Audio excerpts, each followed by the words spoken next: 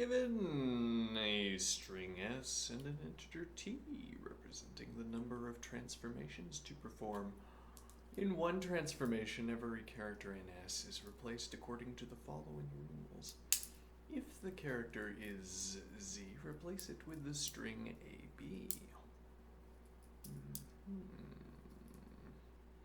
Otherwise, replace it with the next character of the alphabet, for example. A is replaced with B, B is replaced with C, and so on. Return the length of the resulting string after exactly T transformations. Since the answer may be very large, return it modulo 10 to the 9 plus 7.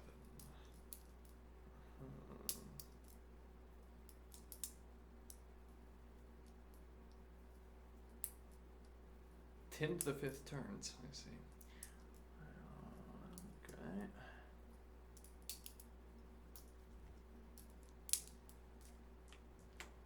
I'm guessing there is a closed form solution to this problem.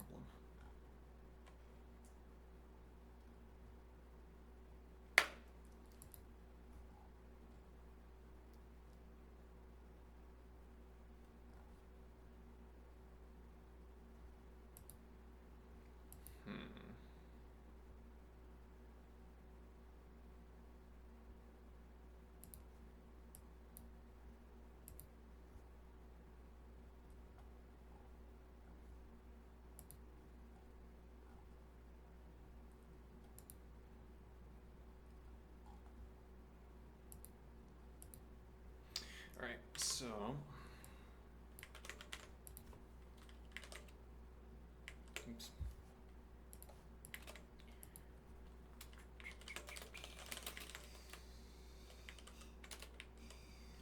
S string and T will be natural. Alright. Now, what do we want to do here? So suppose I have the string A, B, C, D, E, F. Okay. And T is equal to 10. Now I map each of these, 1, 2, 3, 4, 5, 6.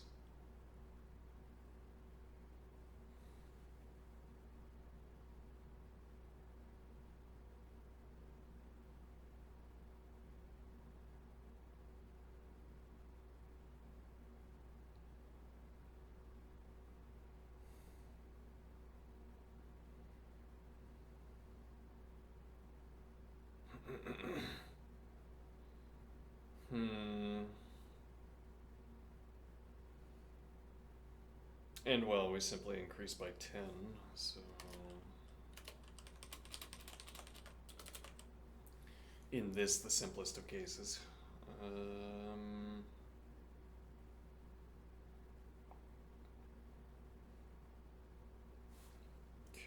now let's add A, B, C, D, F, and Z, and T is equal to 10. Also, hold on, let me change something real quick.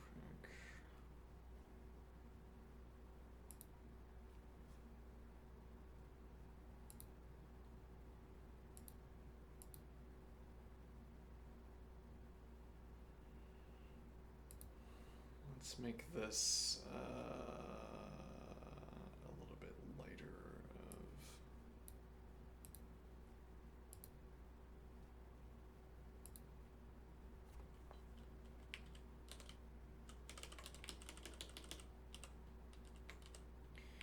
of.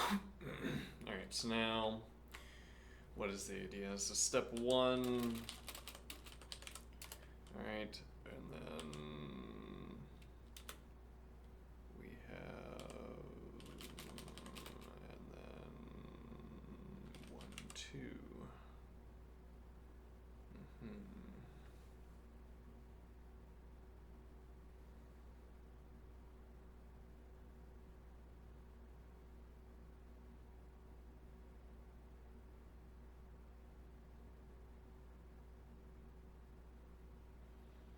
So we need to come up with a way of tracking a modulo 26 operation, and with a little bit of extra baggage.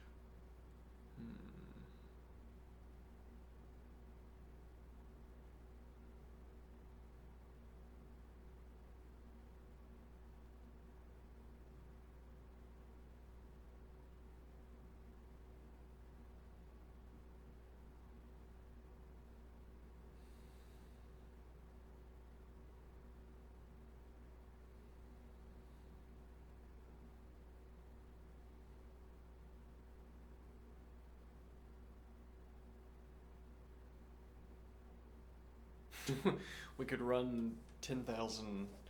We could run 10 to the 5th mapping operations, and then ask what the length of the resulting list is. Yeah.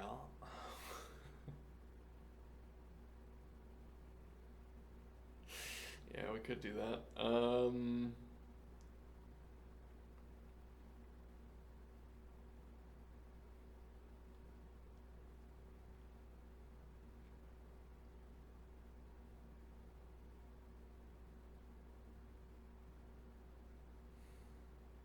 So order doesn't matter in this case, usefully.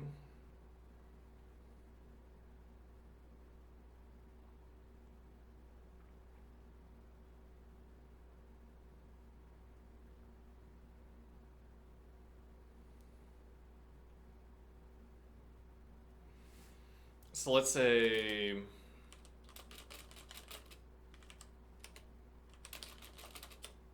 let's just do A, alright, and T equals 10,000. Alright, so 1, alright, and now map and fold L dot, yeah, okay, say map plus 10,000 plus T. Okay.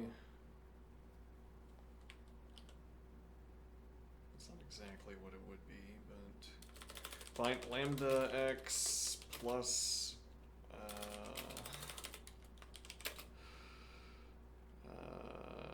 plus x 10,000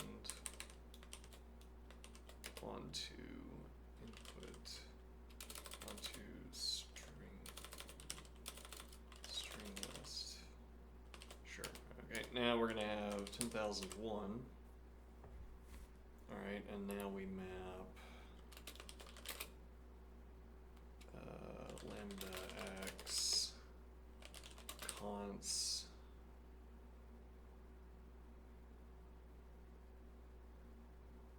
so we specifically care about the number of times that a function has split. No, not quite. What do I mean? So this operation that we're performing is going to split every z into A and B. Okay, now we need to know. Right, if it split every z into two A's, then yes, we would only need to know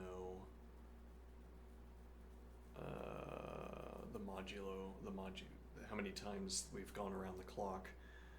But in this case, since there's an offset by 1, we also need to know whether we need to know if A and B have gone around the clock a different number of times. Though that would be the case for what? Well, yeah, so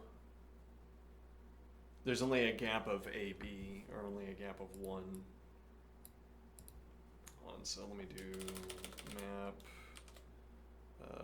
quotient x and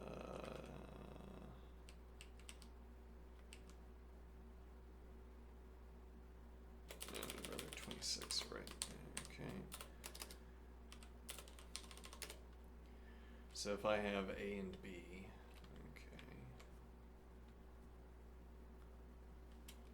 let me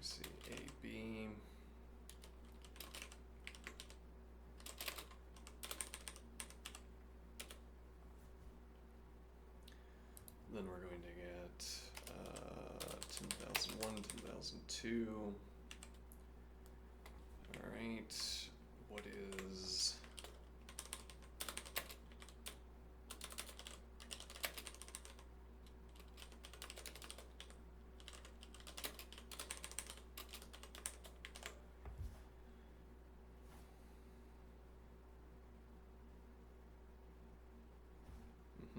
And so the idea is that if I creep these two numbers up,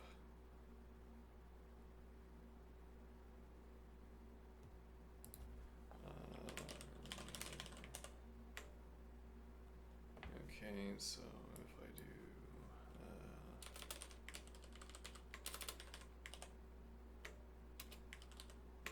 not quite.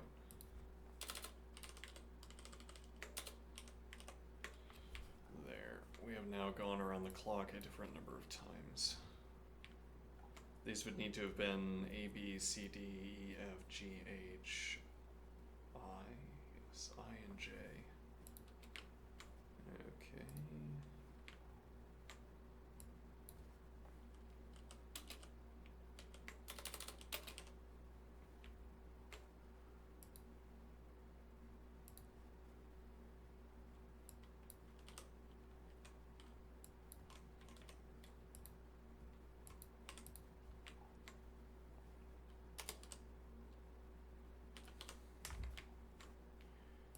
This will be 384, 385. This might already be time limit exceeded because of how many mod operations we're going to have to perform. Maybe, but maybe not. Let's see. I don't know how you'd get around performing this kind of mod operation, so probably not out of time limit exceeded range. Or into time limit exceeded range. So you have IJ 910, 10,009, 10,010, 384 loops, 385 loops. So this specifically is what we're concerned about.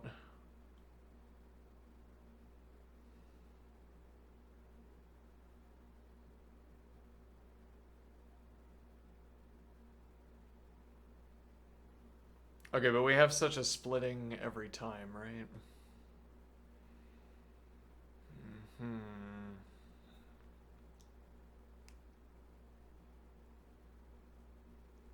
Which complicates matters.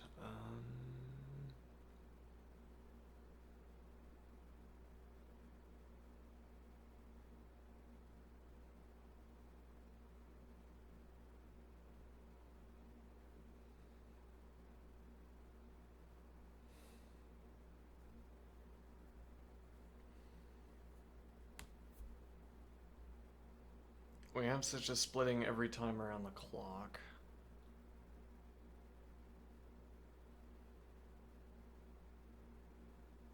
And that offset. So like if I had AB originally, and T is equal to 52. Alright, then we would have 1 and 2, then we would have 53, 54. Okay.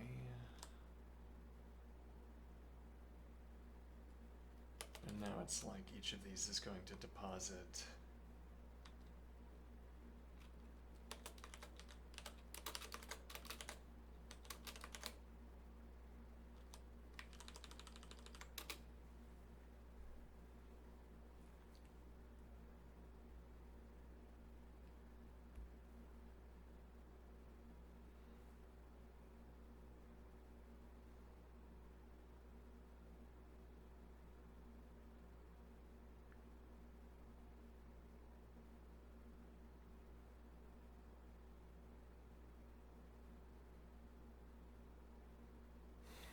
I'm trying to think about this.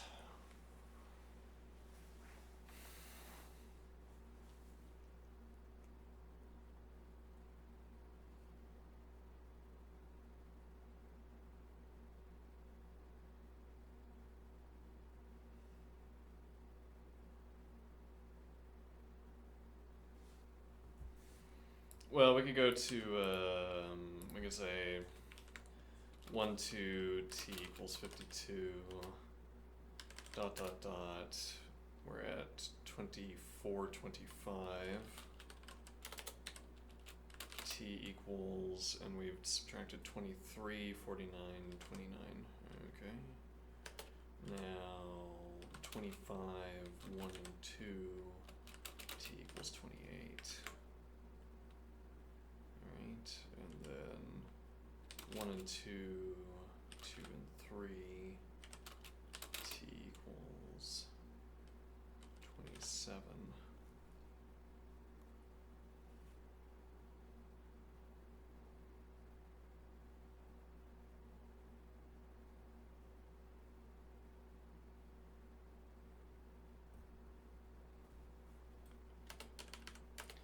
We add 22.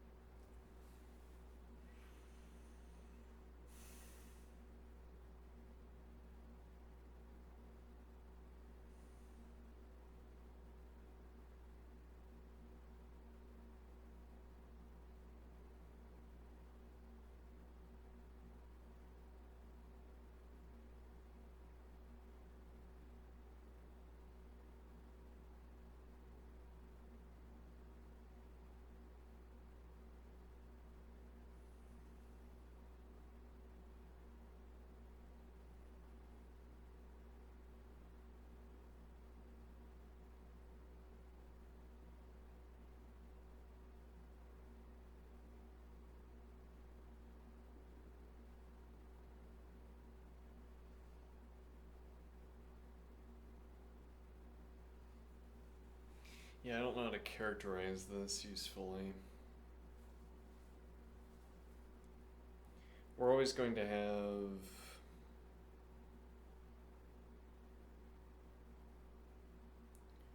it's like there's the split where there's this case where we've split the second of A and B into 1 and 2, and then we've not yet split the A. Right, then we have 1, 2, 2, 3. Then we have 1, 2, 2, 2, 3, 3, 3, 4. And what would the next pattern be?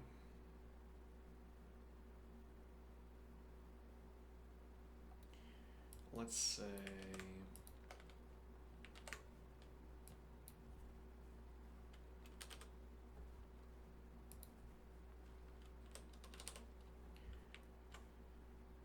okay, and now we're gonna add 22, 21. Yeah, okay, so 22, 23, 24, 23, 24, 24, 25.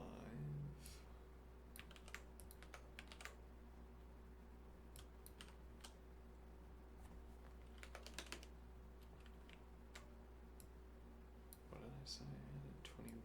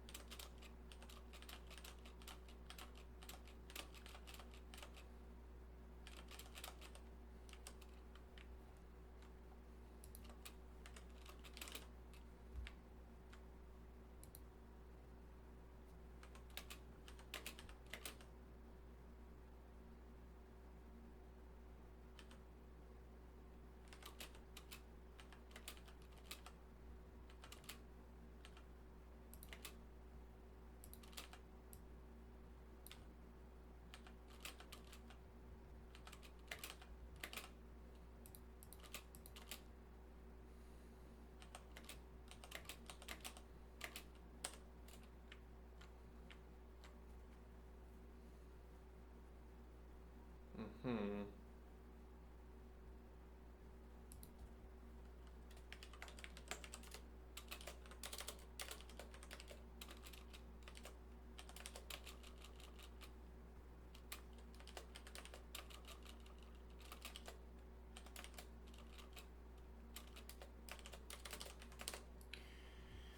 Are you trying to trick me into thinking about the binomial theorem again? Let's see.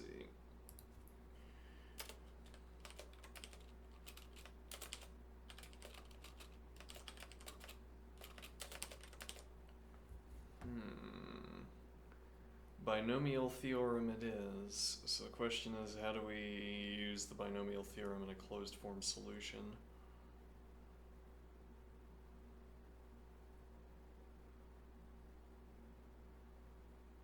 Huh.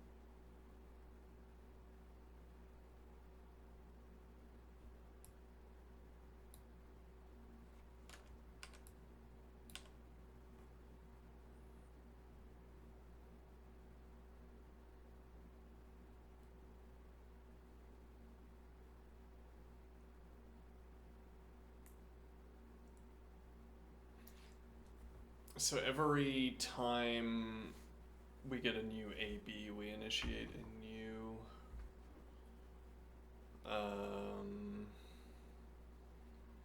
every time we get a new AB, we initiate a new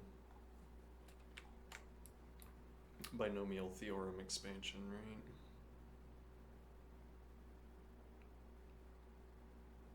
I don't think that's... I mean, so we're getting ABs out of this process, but I don't think we'd want to split this up because we have the binomial condensation, binomial theorem method of condensing.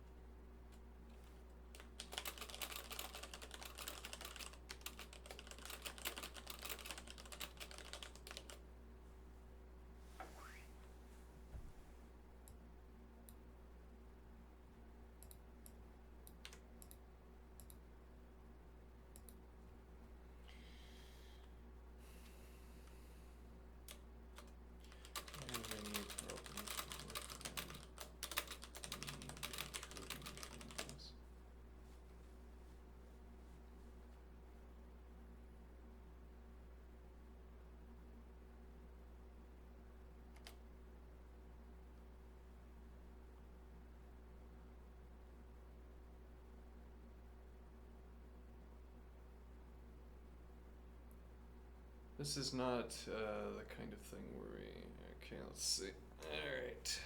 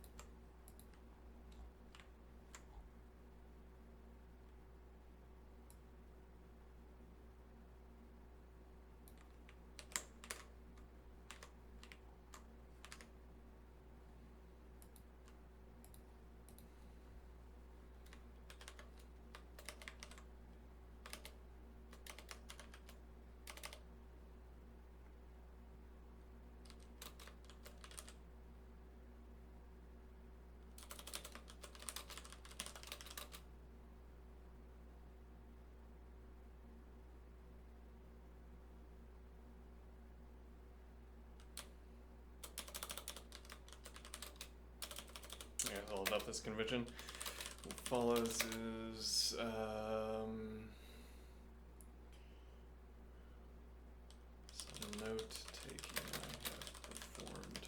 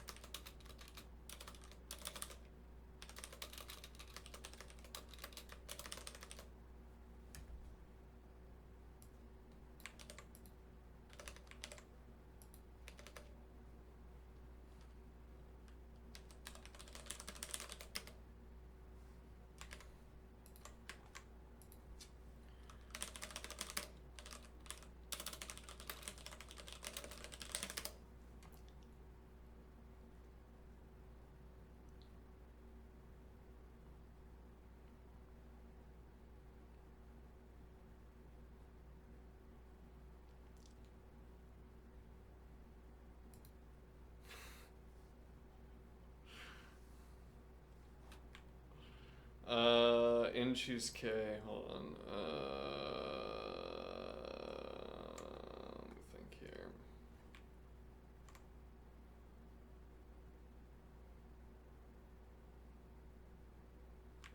Hold on, let me just look at, let's see, Pascal's triangle.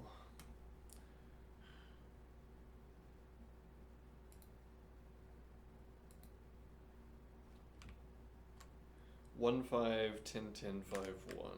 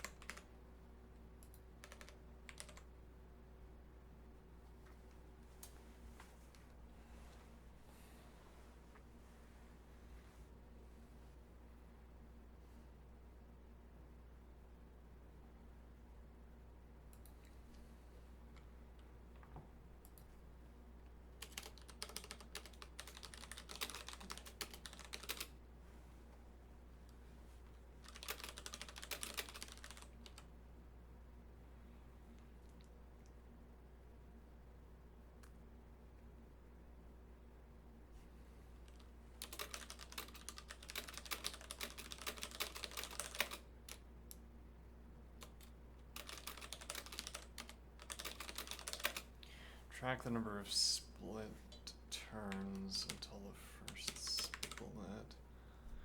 Tentative idea, track the number of split turns, and track the number of turns until the first split for each entry.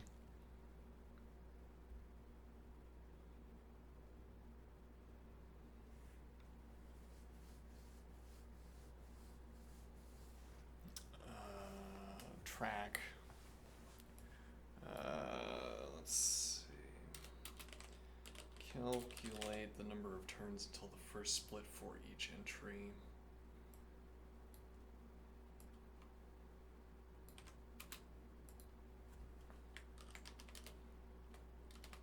Use this number of turns to calculate.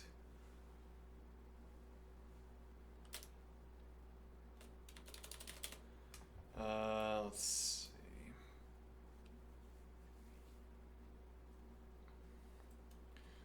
Subtract alphabet position from turn count for each string entry. The remaining number of turns.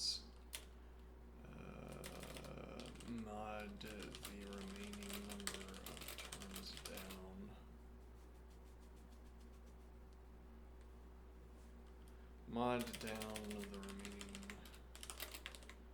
Mod down the remaining number of turns.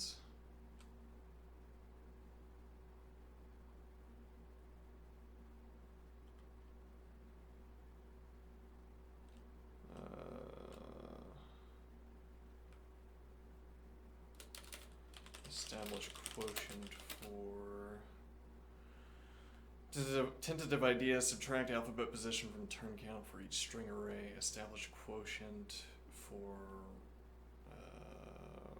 remaining turn count. Quotient remaining turn count 26.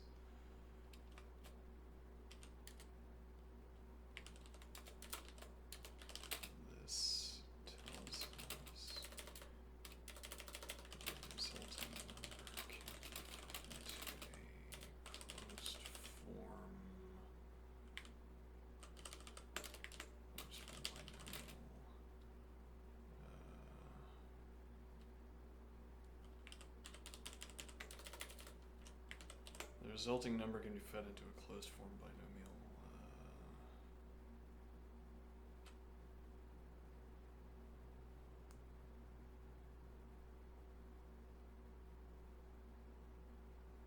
Binomial, what is the word? Binomial expansion?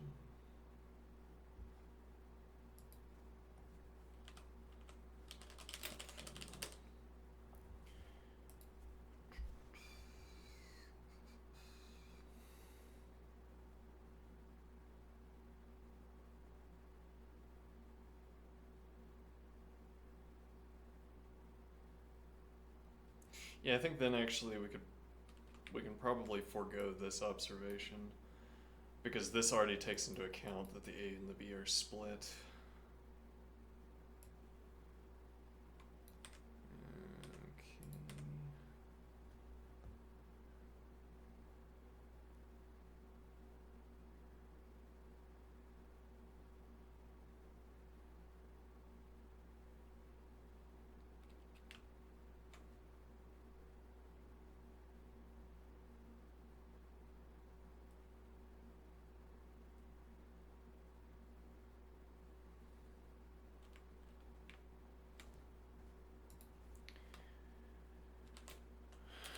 There are my notes, thoughts.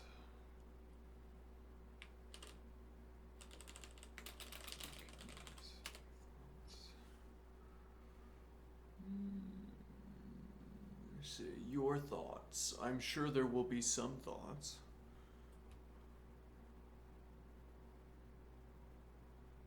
Oh, let's see.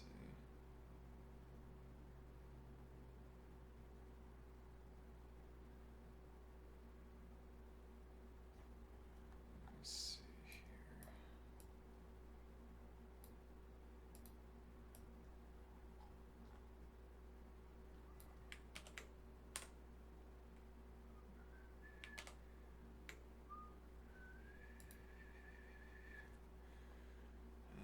Let's see.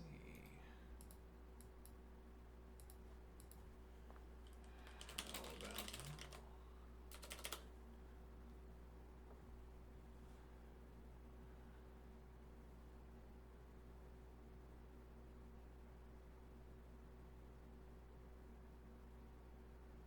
now that looks like we might have the text.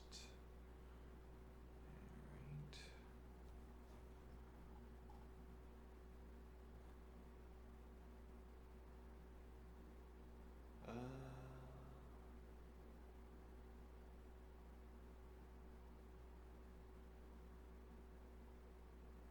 Okay, let's.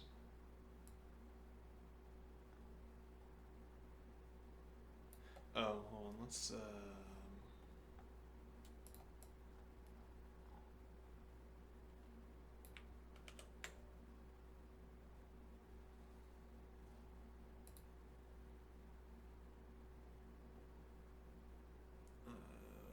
over here. Alright, and we have.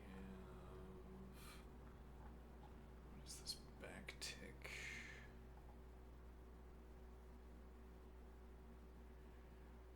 Okay.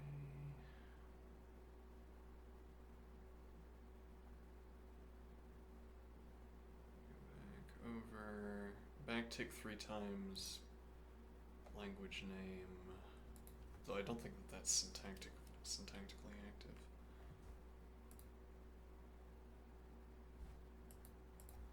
Let's see.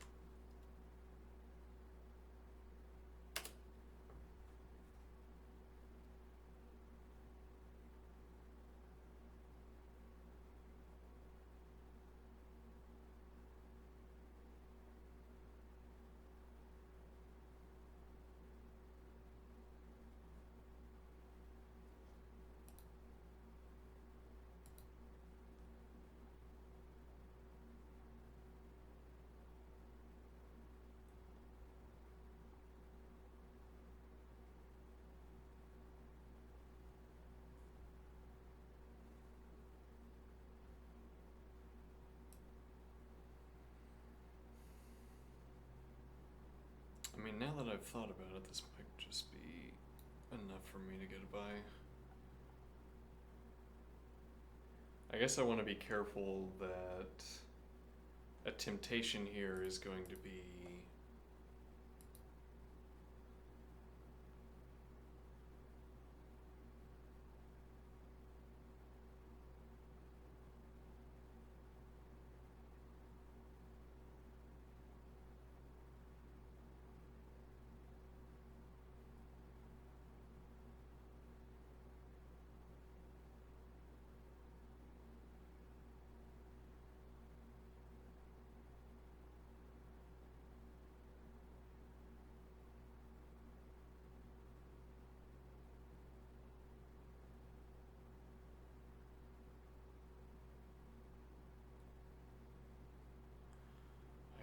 I don't think our interlocutor liked the binomial expansion idea.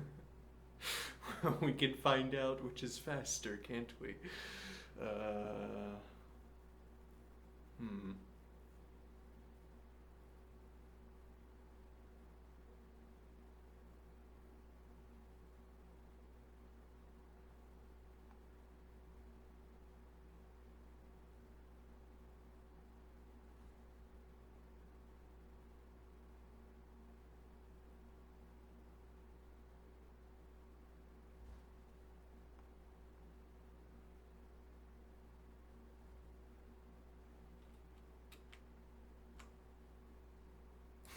You also deleted all of my notes. Actually, yes, that did delete all of my Well, hold on. I should have copied it over here. Let me see.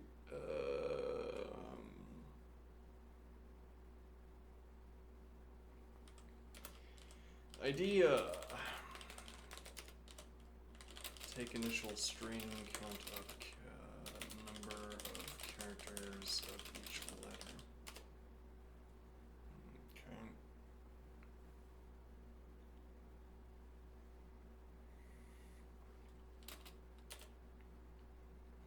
Let's see.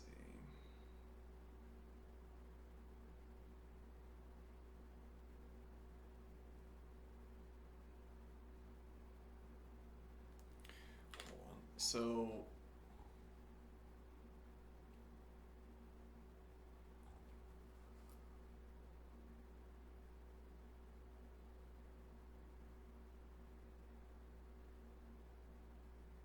no, so the comments aren't a problem because if putting comment wrappers around the text was a problem, the interlocutor would not have seen the problem statement either.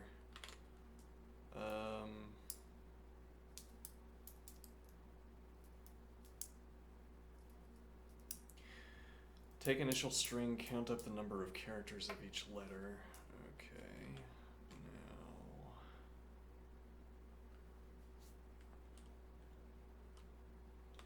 perform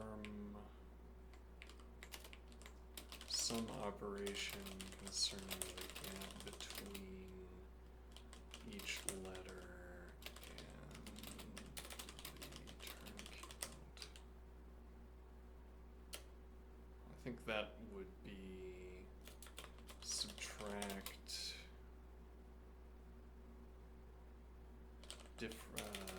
26 minus letter value from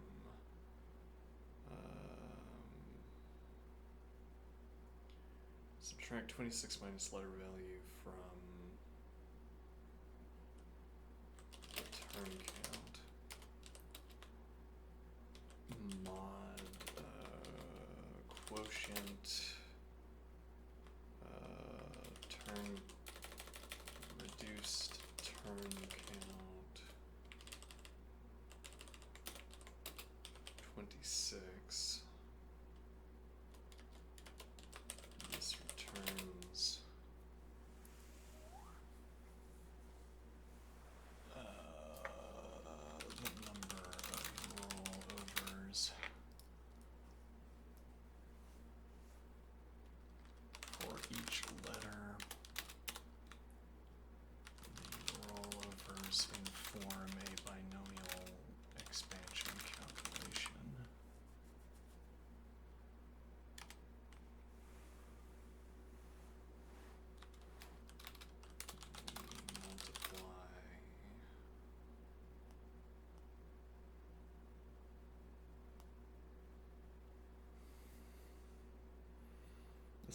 This returns the number of rollovers for each letter. The rollovers inform a binomial expansion calculation. We multiply the at most two relevant binomial expansion calculations by the number of letters that receive that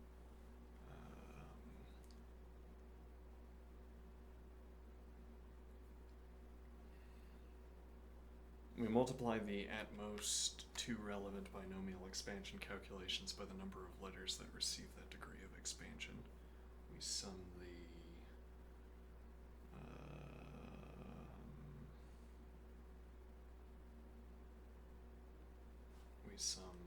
products of the step.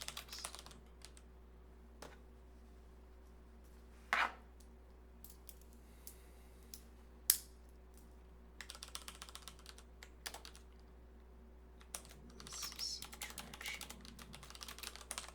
step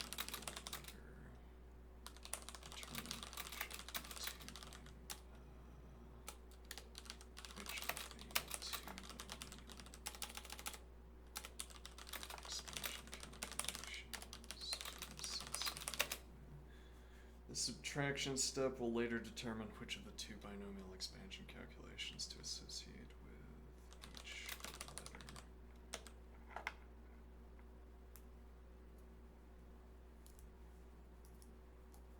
Alright, now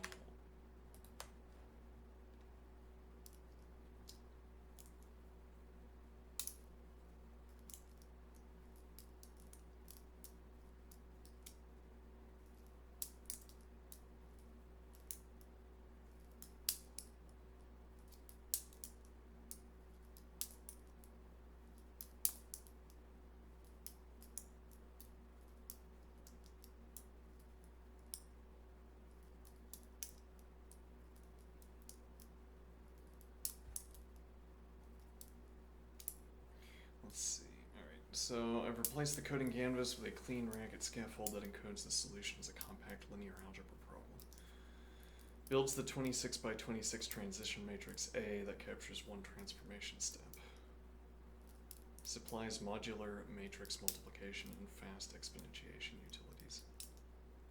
Adds length after that takes the original string t, raises a to the power of t.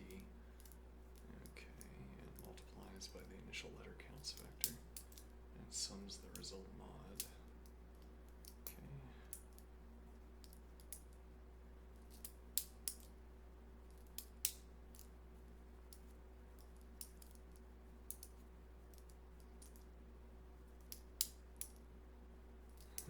Okay. Alright. Fine. Well, yeah. This is like over-eager calculation, I'm afraid.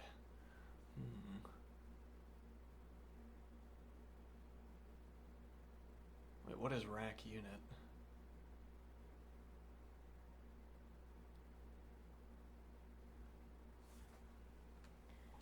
Let's see. Might solve the question. I don't know. I'd have to think about it.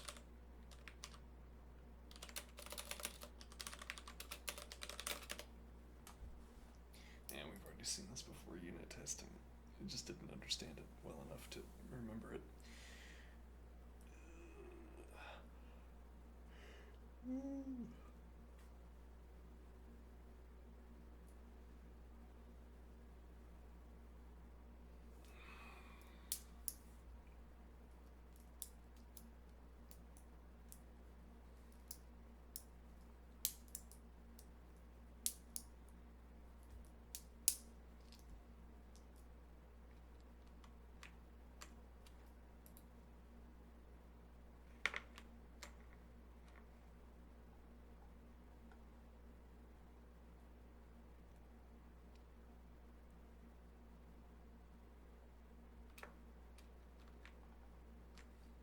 Yeah, well, I mean, ours is a closed form solution is the point.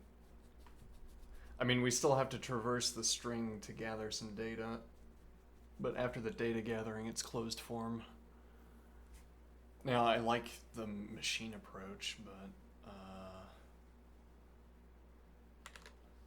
let's see. I think I'm going to code up my solution, and then we'll... Now, yeah, well, I do feel obliged to go back and read through our interlocutor solution and understand it now that the interlocutor has put in the effort. But we'll try to code mine up first. I'll be right back. Though, I will be right back.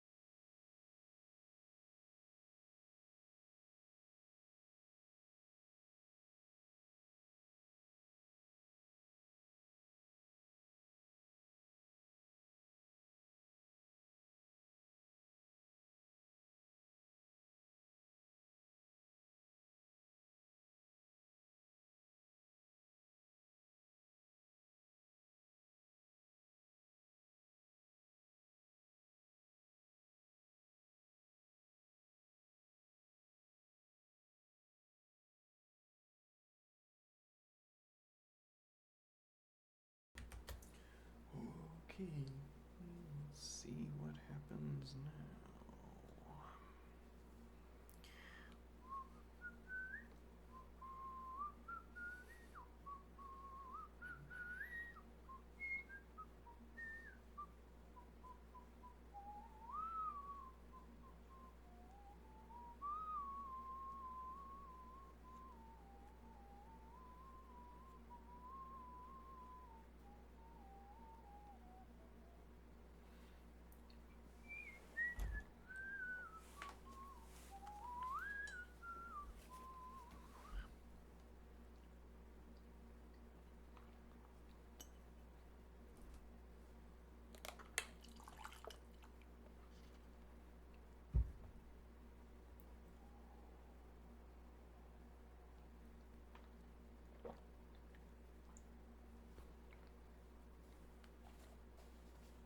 Though my solution has to perform many instances of division.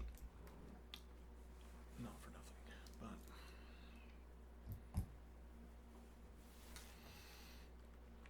but... Okay, so... let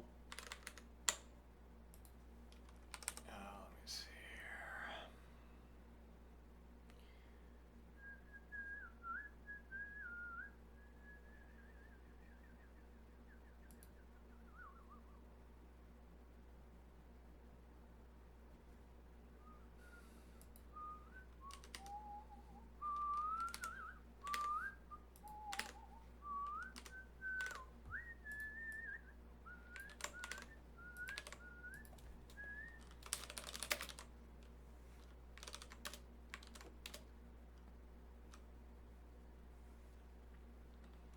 Okay, so...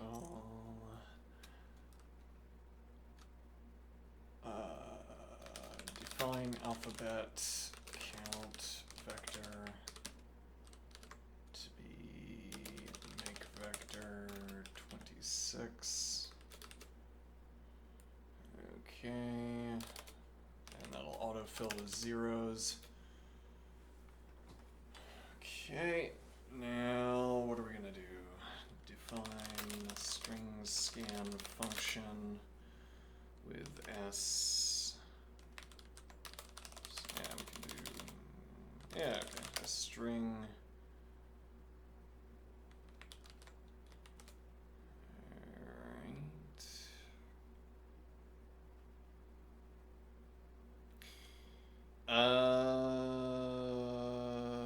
Yeah, okay, let's see. And position, cond, negative, position, then don't know yet.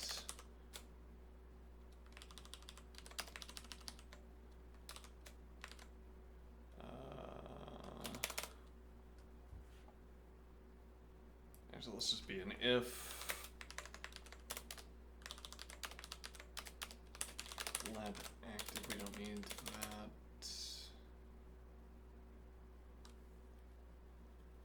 Yeah, we do. Yeah, let active char string ref s string position. And then what we do is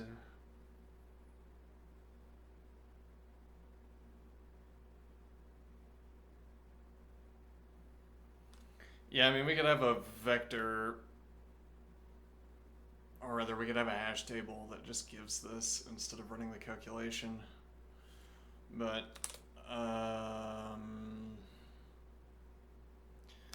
ref index,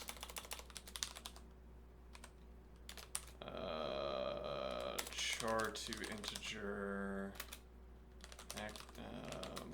minus char to integer active char 48.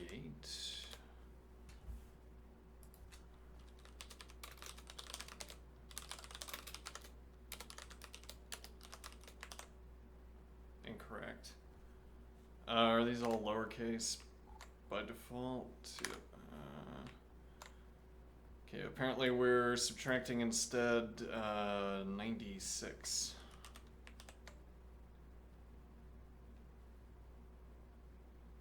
Why are we doing that? 90, whatever, it's the ASCII table. Let's see.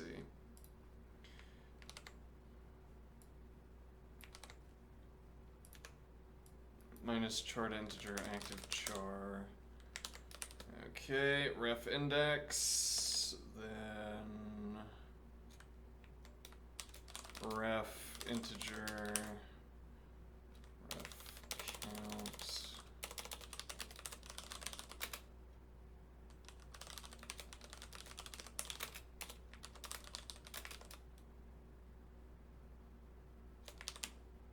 What?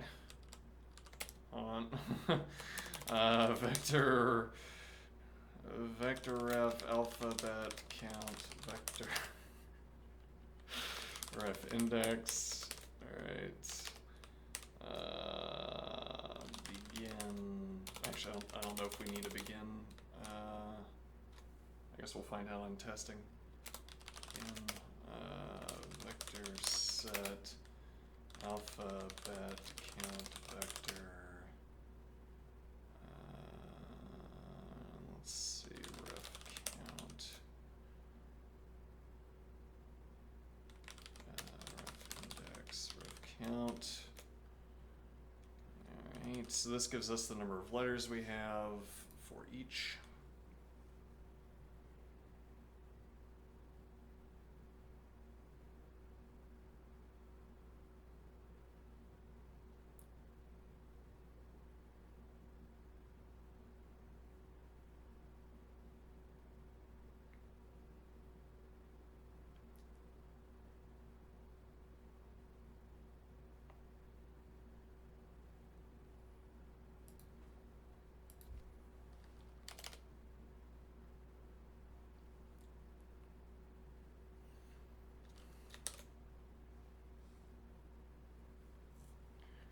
For each,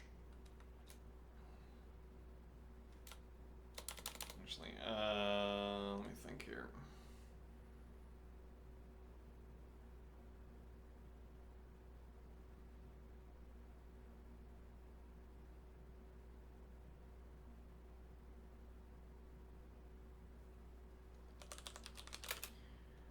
For each plain lambda index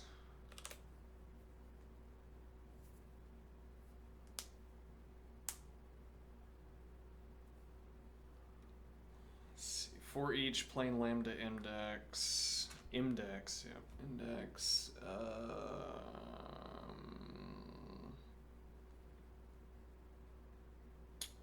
vector set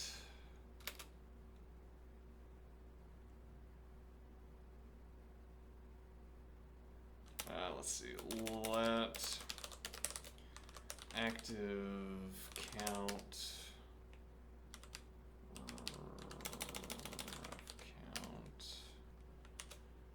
vector ref alphabet count vector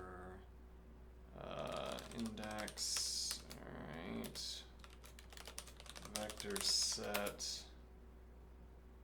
alphabet count vector ref index to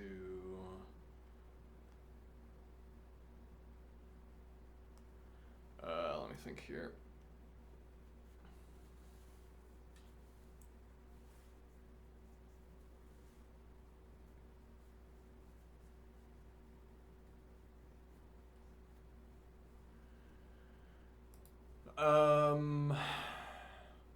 So what we're doing here is we are subtracting.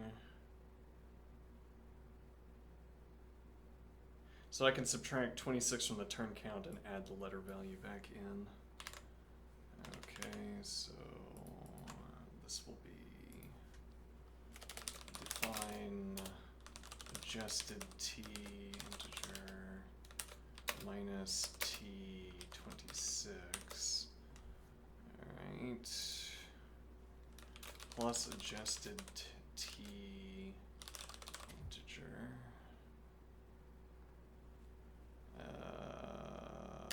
Ref count. Actually, this is quotient 26. Okay.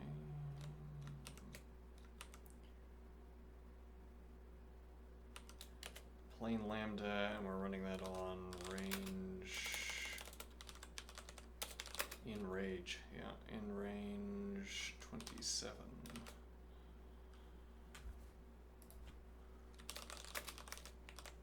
Yeah. I'd rather just eat the empty spot at the beginning than offset everything. And then we could do 1 to 27 instead.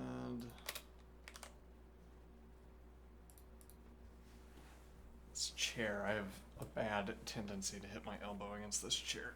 It's not good. Alright, in range 1 to 27.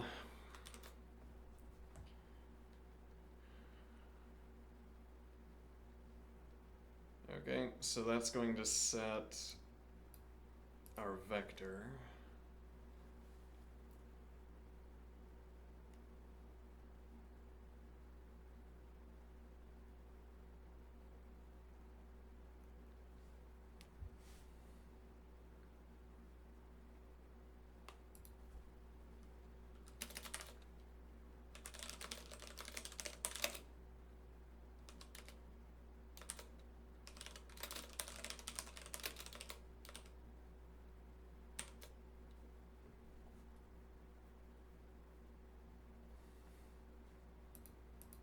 Okay, can I test that up to this point?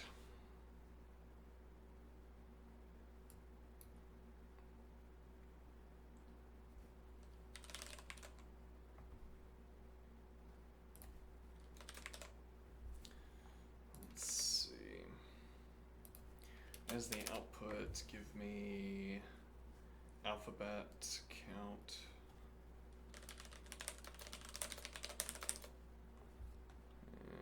Okay, let's see.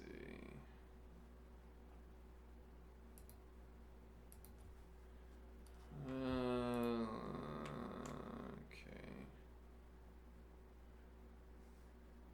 ZBK,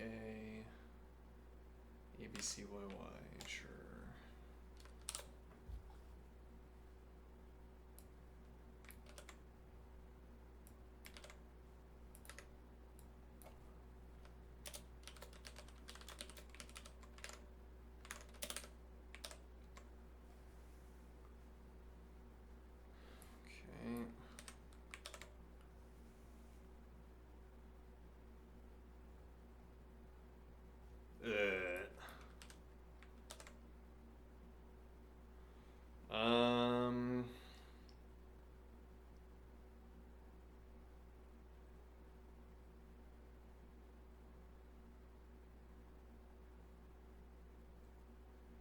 Mm-hmm.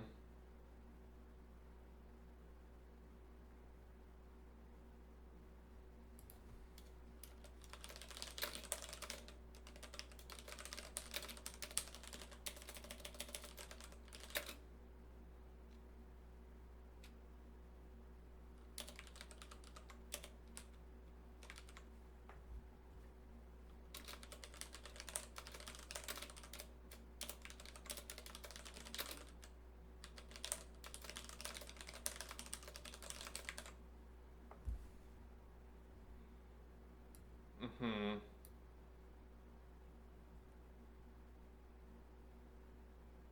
Oh, right.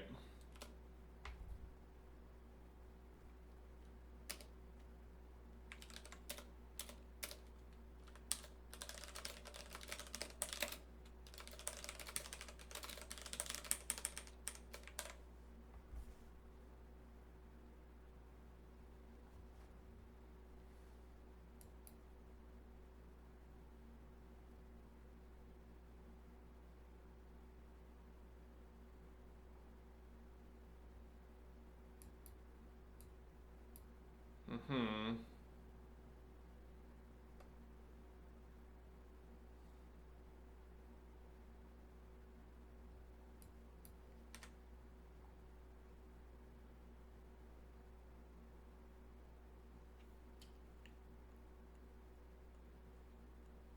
Well, this is adjusting alphabet count, and then we're weird.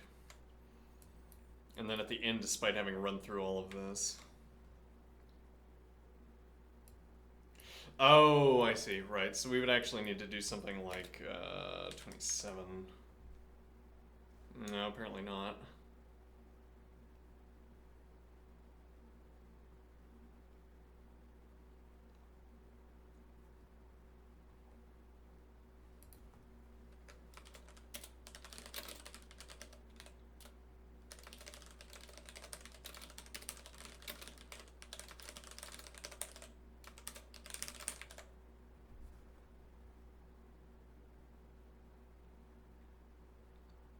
Yeah, it cycles through and eliminates all of them because of the function I'm asking it to perform.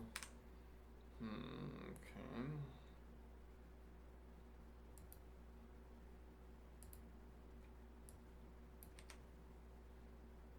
Now, what is it exactly that I want to do with...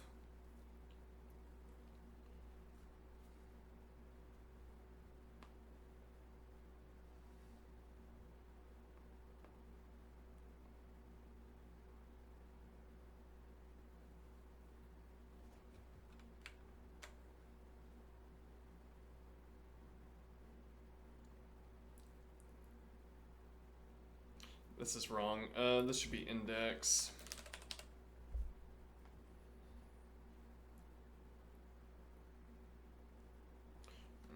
Okay.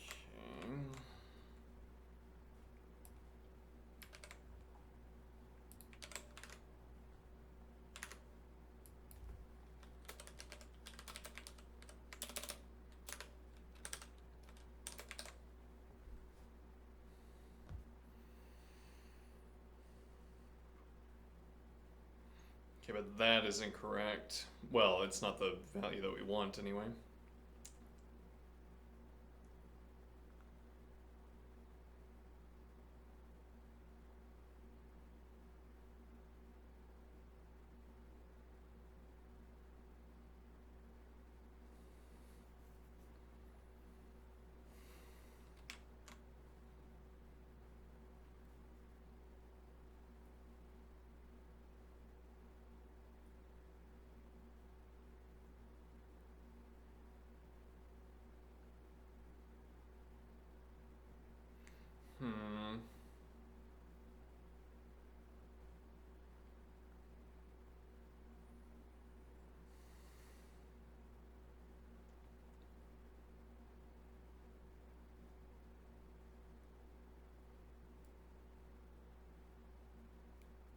Yeah, so we end up not doing anything with ref count. Yeah, And why don't we do anything with ref count?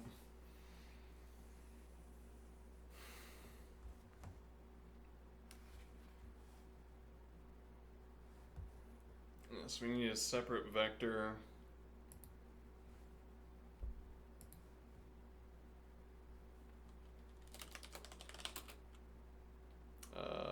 Modula.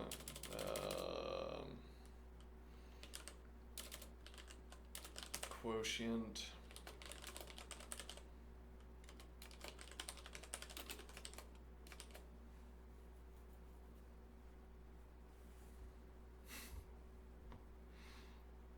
Boldly adding an additional position in our vector simply to avoid having to. Yeah, well, I'm willing to make that sacrifice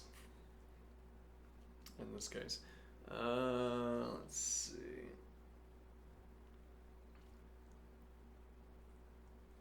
So now what we want is quotient value vector.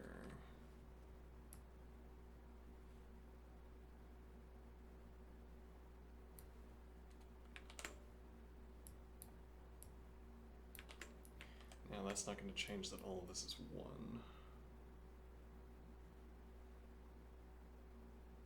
If I go to 28,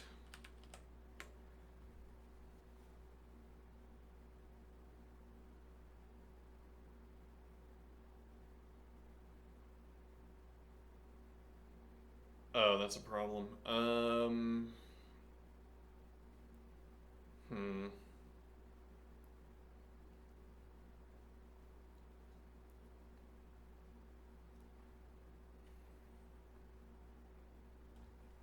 Okay, we can do this with a standard function.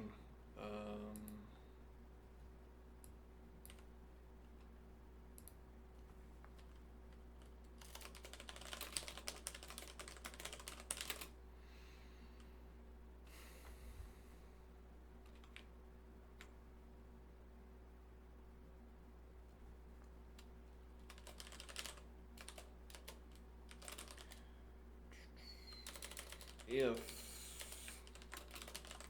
negative position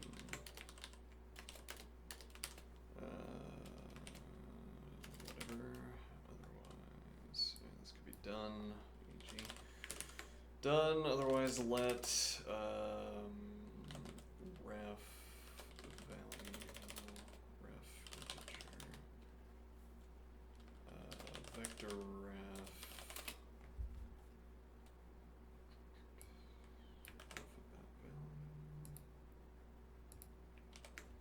alphabet count rather, position, if 0 ref integer, then call back to vector scan function with sub1 position, otherwise call to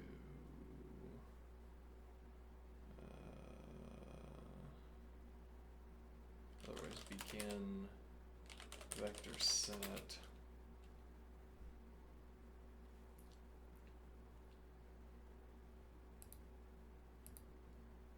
should be this operation.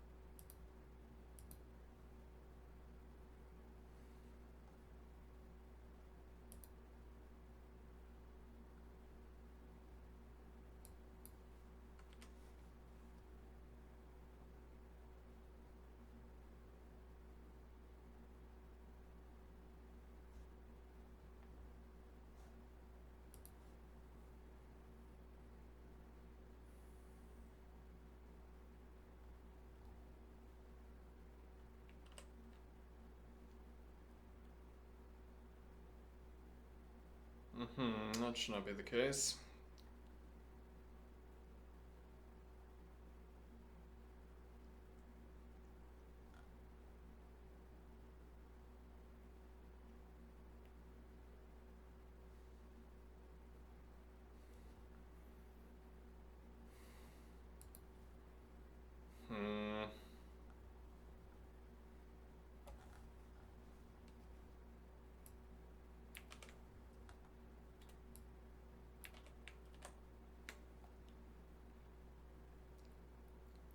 Oh, yeah, that should be the case. Okay. Well, I mean, there might be another problem with it, but okay, let's see. Quotient value vector.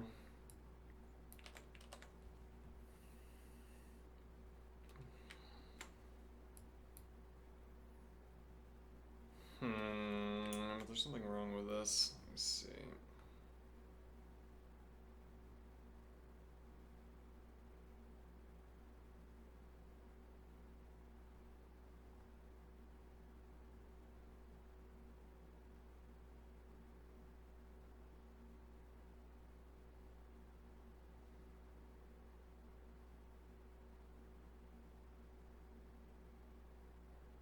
Something wrong with adjusted T, let me think.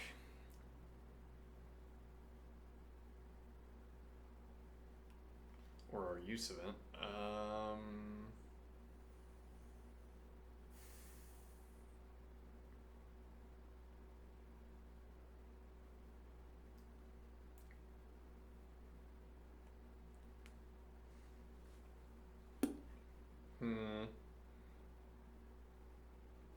What are we hoping to accomplish by subtracting 26 from T?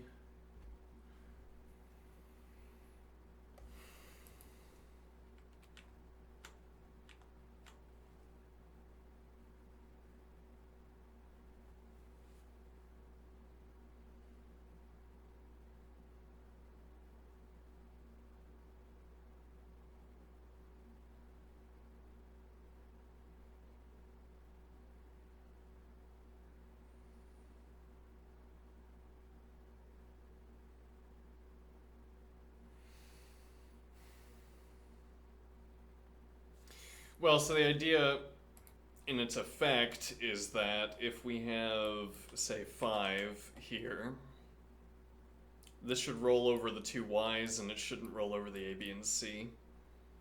Or in general, if more closely, if I have 2, then this should roll over the two y's and it shouldn't roll over the a, b, c's. Though as it currently stands, this doesn't roll over the y's either.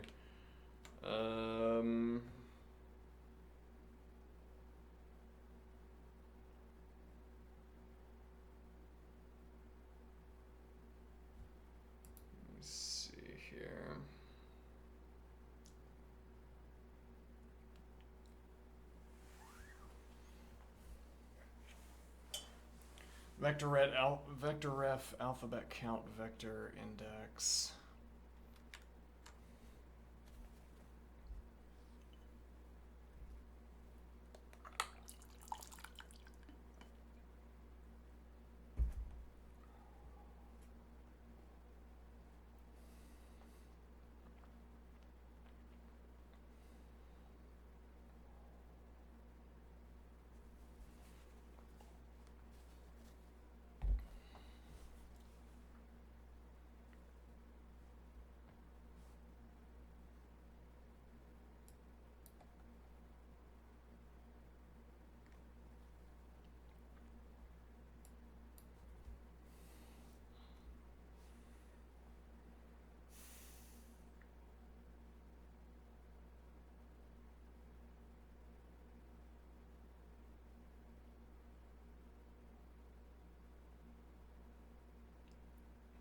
So the idea is that we would want to subtract 1, or maybe 2, but I'm thinking 1 from the turn count in the case of y.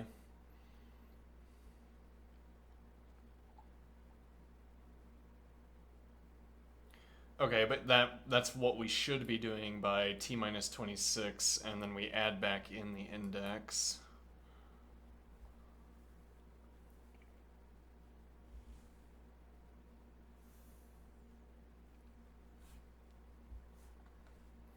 So the idea is that this goes to...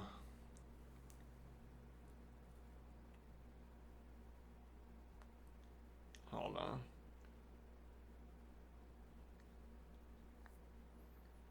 Adjusted t would be negative 24, and then we add 25, which puts us at 1, and then mod to 26, right? Mm-hmm.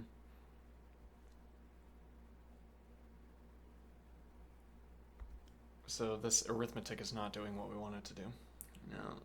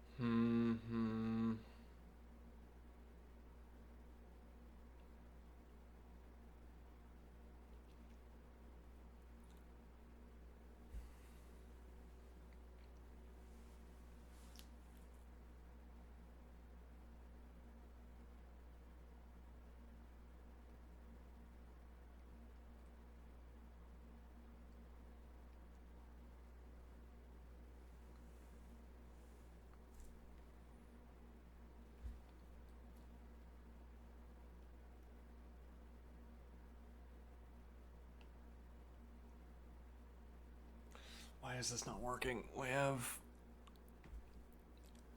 I can't understand this. Let me see. So we have...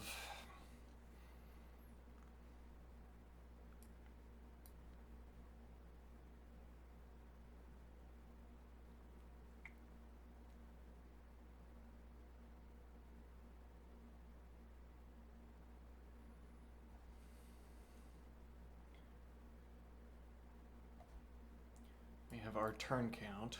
Okay. A turn count of 2. Okay. And we have a y. Okay.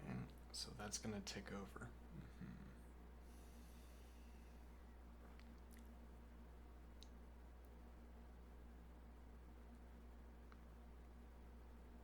Okay, why am I not willing to do just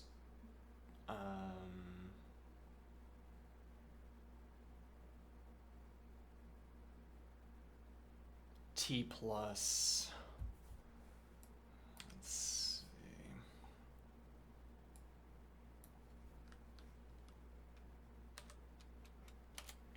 plus t index.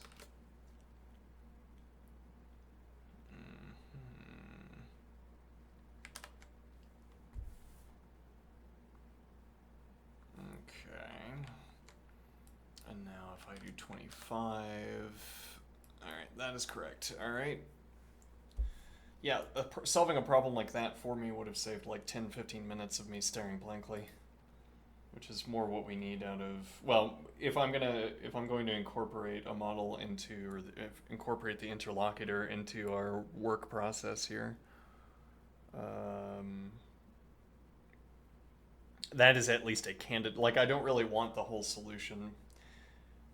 And the interlocutors sort of joked about my insistence that we do it my way, but that is the whole of the point. I don't need solutions.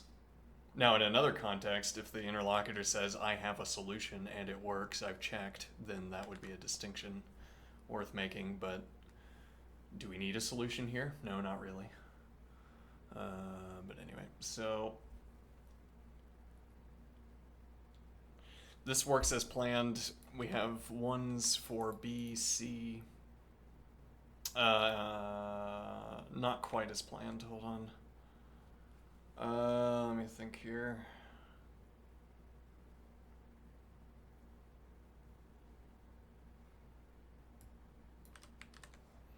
For some reason this needs to be... Nope, hold on, that's not good. That shouldn't be happening.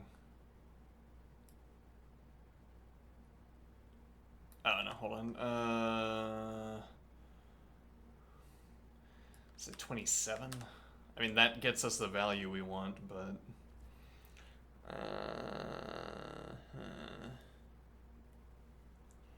I can go with that for now and figure out what the number's supposed to be afterward.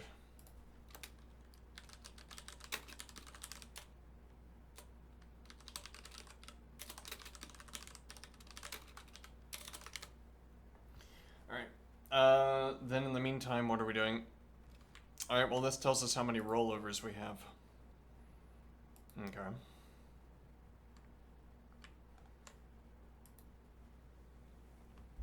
Now we need another vector scan.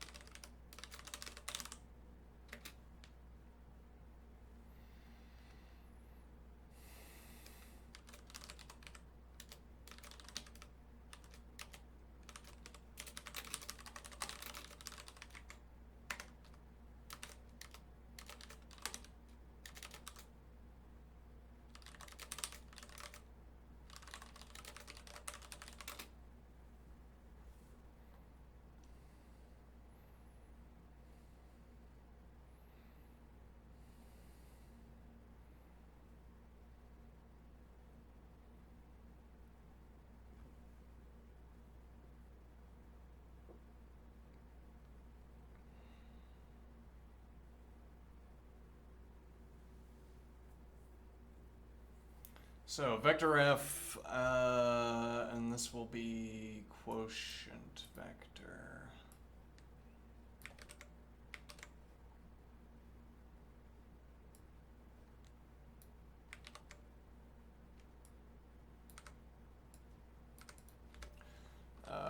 Index. Okay.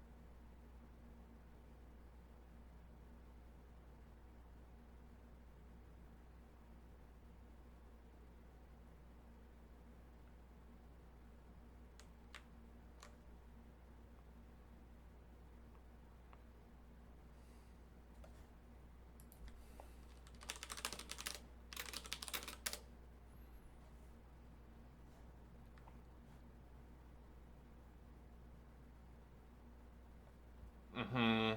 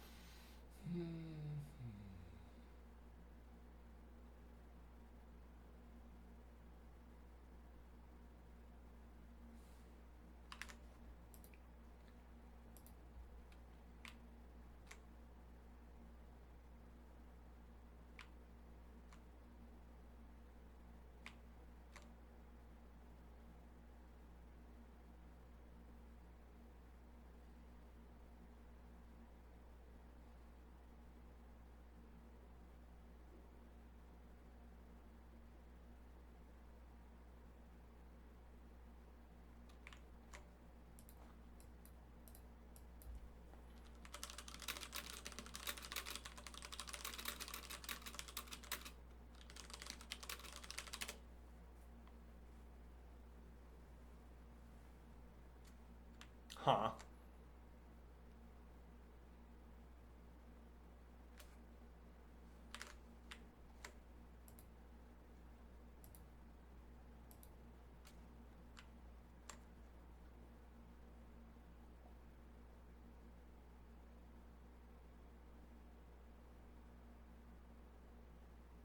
So it is.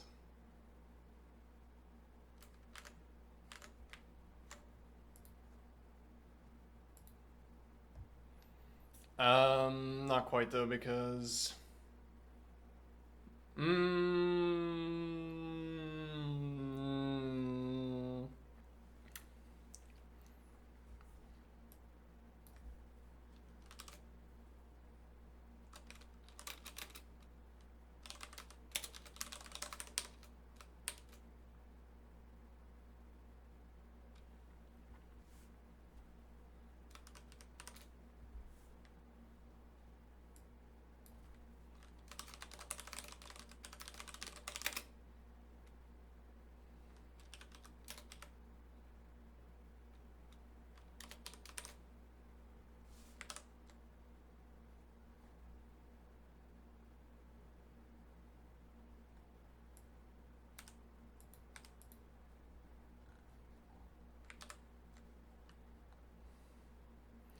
let's see if that value happened to be correct. Well, actually, that wouldn't be right anyway. Let's do.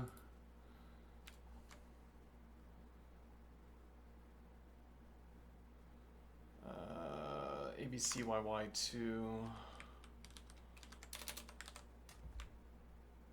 28. We are quite close. Oh, wait, hold on. No, that's not close at all. Let me see here. So we need to say.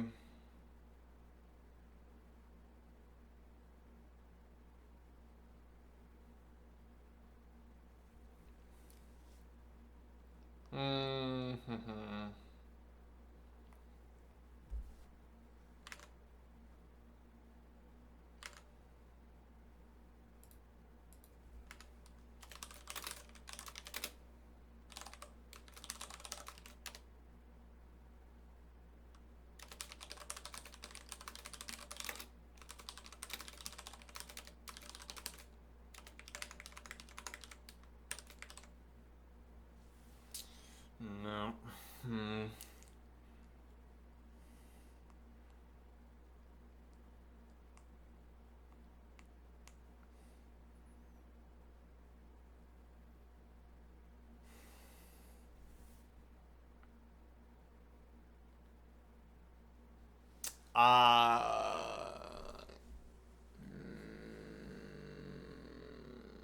Let's see here.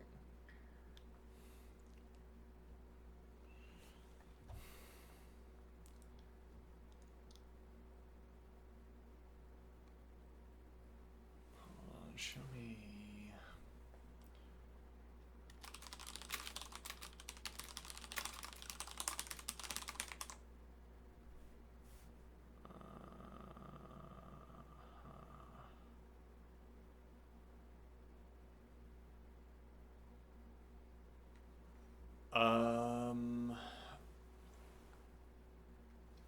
Okay, let me see.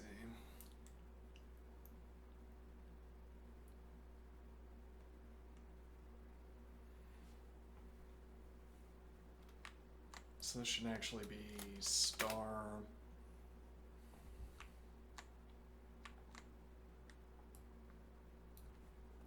We call this exponent integer, and this will be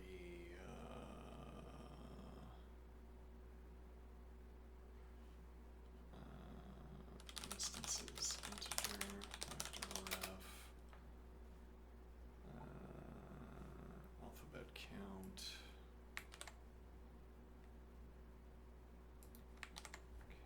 Vector index. Okay. Now, I feel like I got a little bit school marmish. So school, I don't know, whatever. A little bit.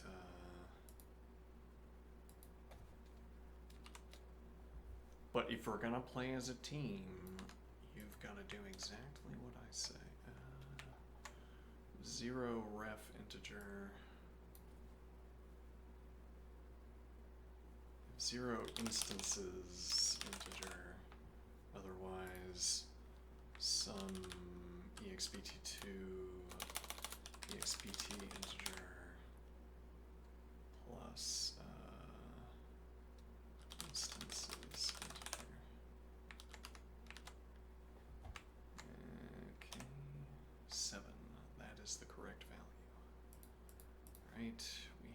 any solution are we going to get time limit exceeded?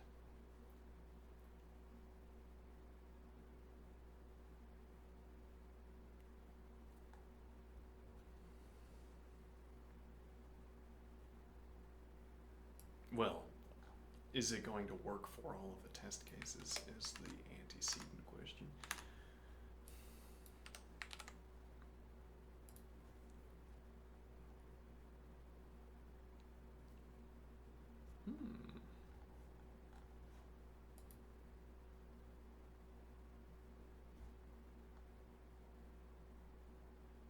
No. Fails after...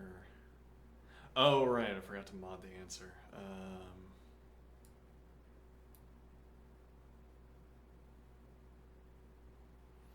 Right, okay. Now we're modding... let's see... 10 to the 9 plus 7.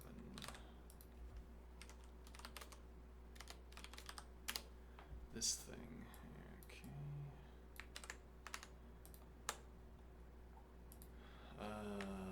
If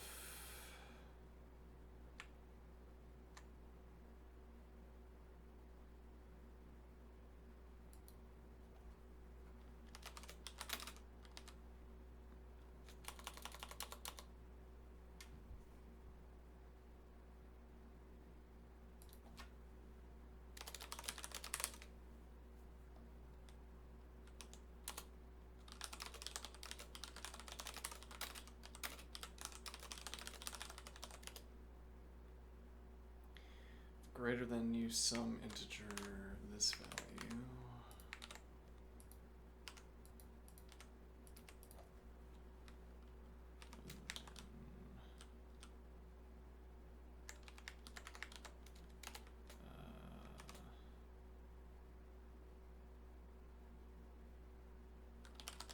Modulo.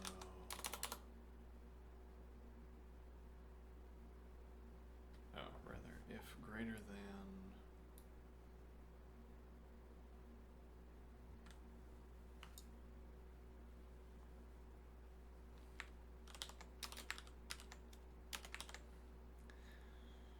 pre-mod and pre-mod integer plus some stars. This is integer xbt2 xbt integer. Okay.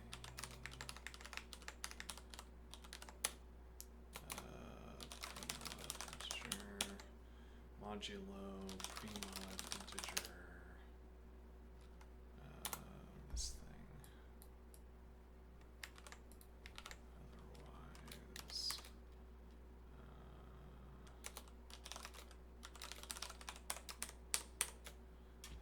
okay.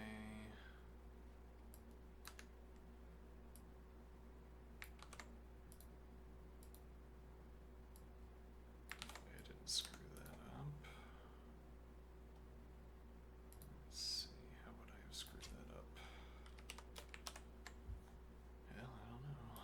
Let's see, maybe through ignorance about how mod works, that would be a candidate.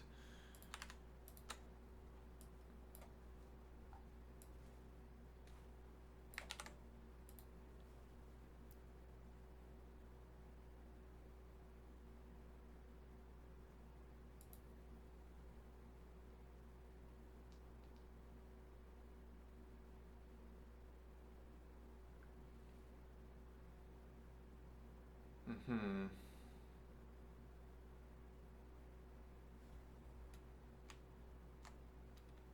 And are we gonna say that value is 1, 2, 3, 4, 5, 6, 7, 8, 9, 1, 2, 3, 4, 5, 6, 7, 8. Okay.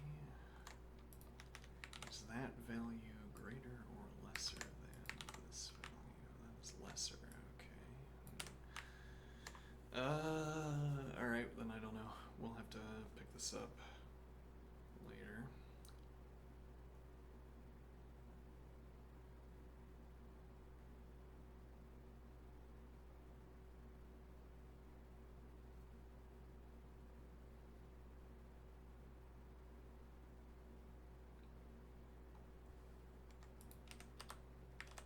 Hmm.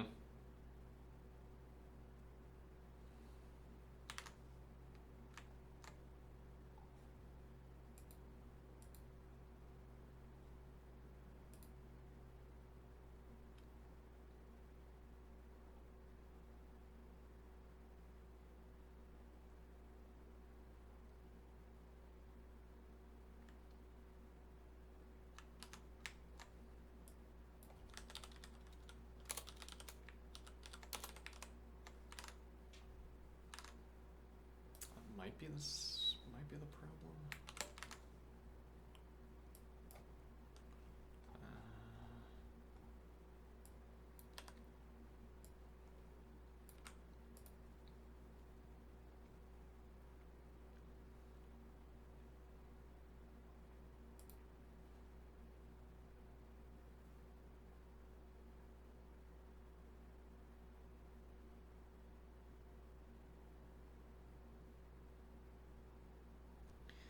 VWXY.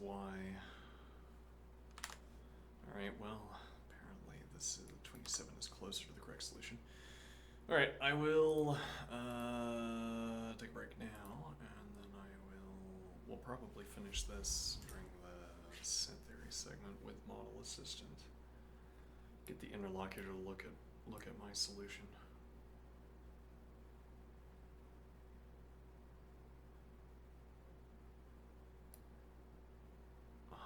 No, that's not preferable. No, hold on. Alright, I'll be right back. Anybody in chat? Alright.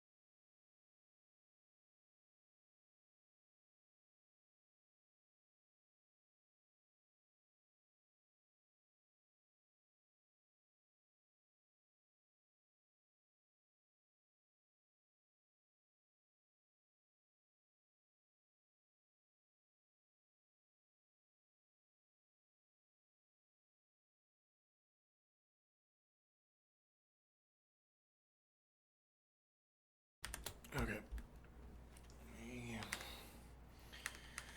change the stream title.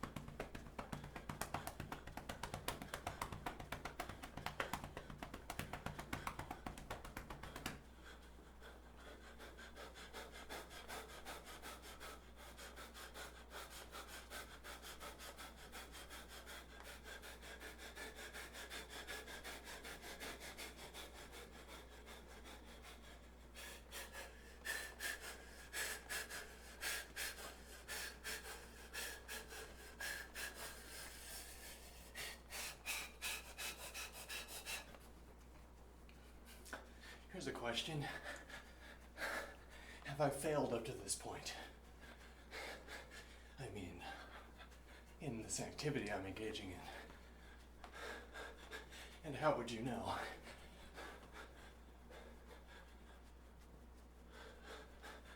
I say, I remember large swaths of this activity where I didn't fail.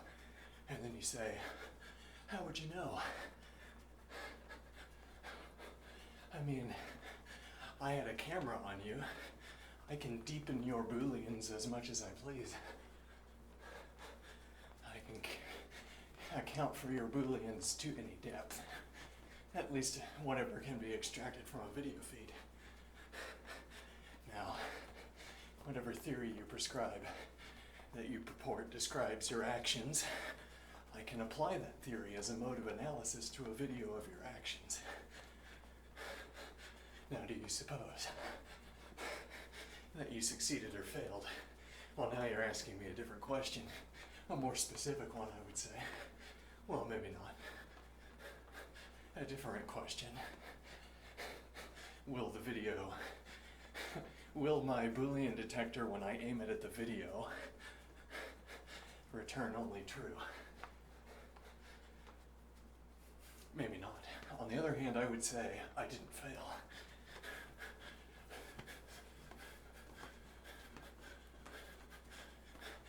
Well, but how do I know that I didn't fail?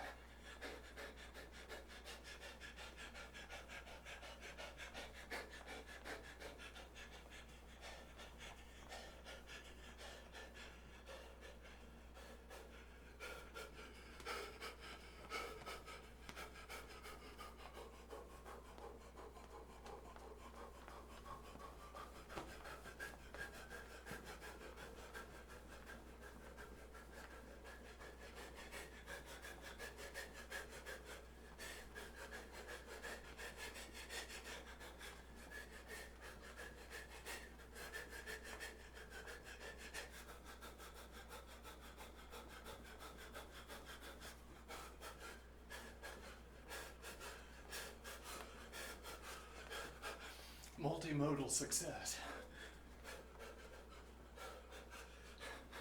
I have 5 channels for success. Only have to be succeeding in one of them.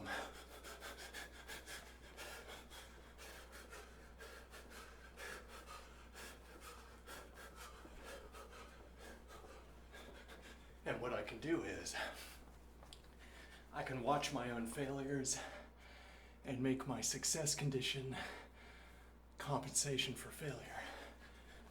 I see my feet were not quite on. And then I say, my arms will succeed if they rectify the mistake of my feet. And now a mistake in one channel gives me my success condition in another channel.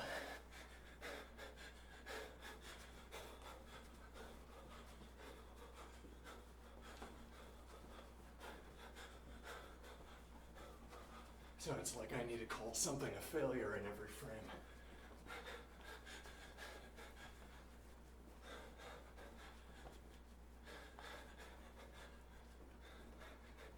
I need to call something a failure in every frame so that I have something to correct, something to reference that will give me my success conditions.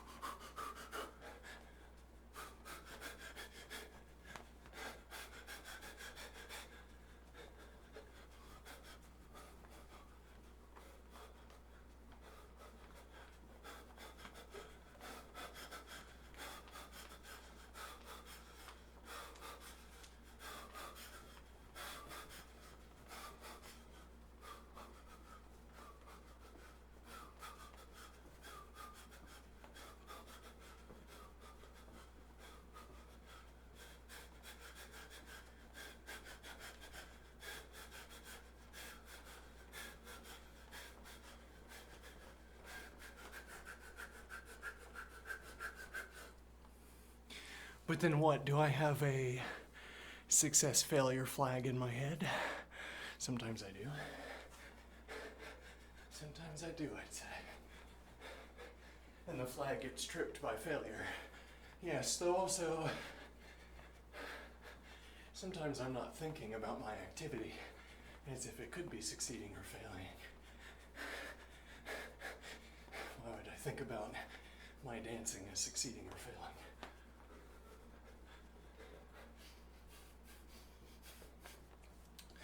Well, but when I become aware of success or failure, and I become wary of one and receptive to the other,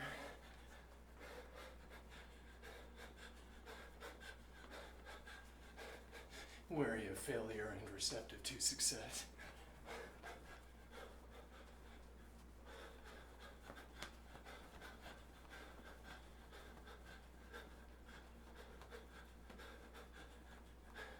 then I find I get more interesting dancing done, I guess.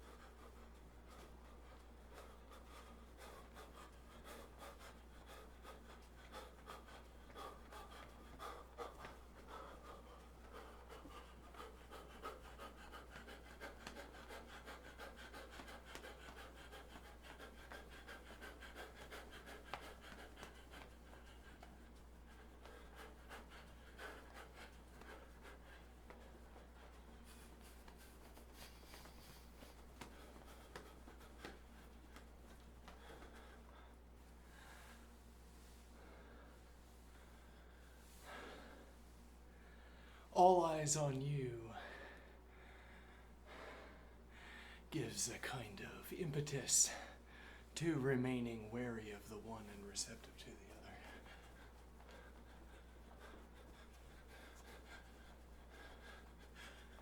You'll find that that was not an injury, but it was merely a suggestion merely a suggestion to dodge usage of the ankle like that. Let's see, how can we dodge that so that we can keep going?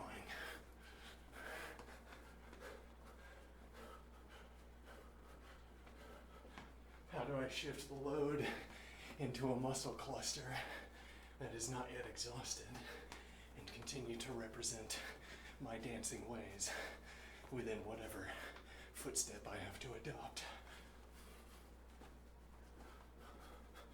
How do I keep my dancing constant is a non-trivial question. But it's also a highly specific question.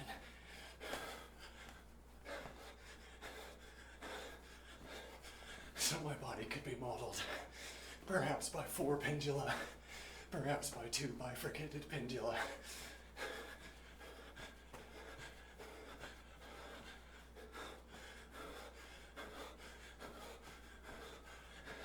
Well, that wasn't so hard. Now we just need to map 2 pendula to your body, and then we can account for your success at this activity. Though, you know, I had to find it.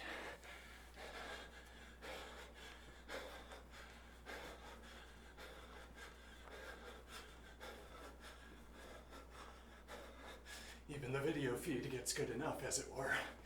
What do I mean? Very little that can be known about this activity that can't be extracted from the video feed.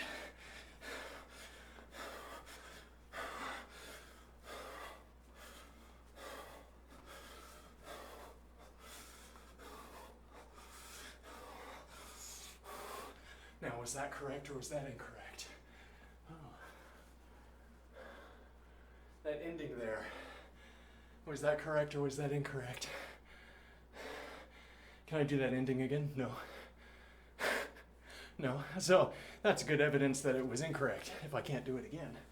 Though I say I can only do it at the end. I can only do it again at the end of the same starting sequence, and I am unwilling to continue the starting sequence again.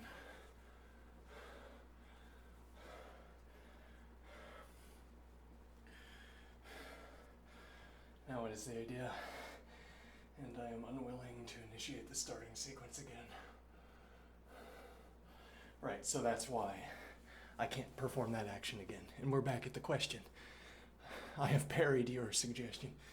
We're back at the beginning where I'm saying, was that last stepping off scene, was that correct or incorrect continuation of the pattern? Well, now we know that patterns are such as to have ends. Before they could have tessellated, I could have taken a sort of minimal tessellatable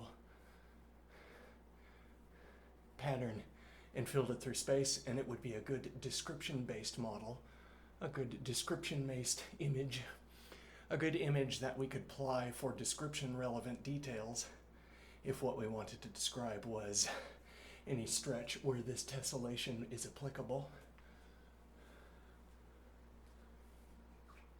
So I say, if I follow a metronome closely enough in a dance, okay, and you have the raw video, but you instead have also any cut up part of that video that you want.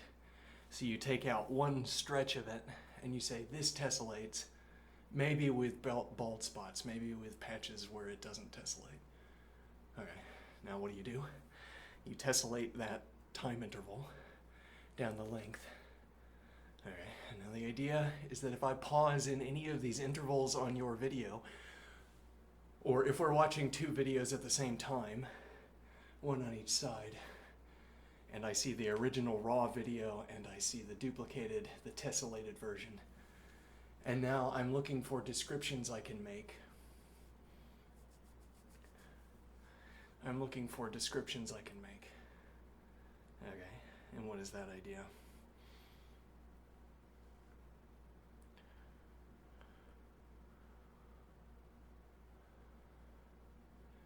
It's like if I exhaust all of my, I don't remember which side was which. Let's see, it's hard to tell because the tessellation is so good, yes.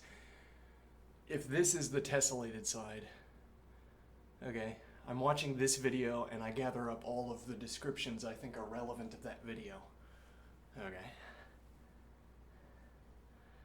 And now I go over to the actual raw video and I must think of this tessellated video as a desaturated version of the other video.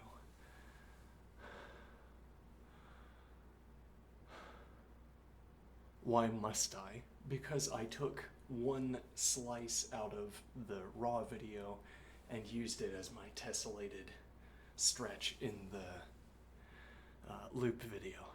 Okay, so as it were, there must be less detail.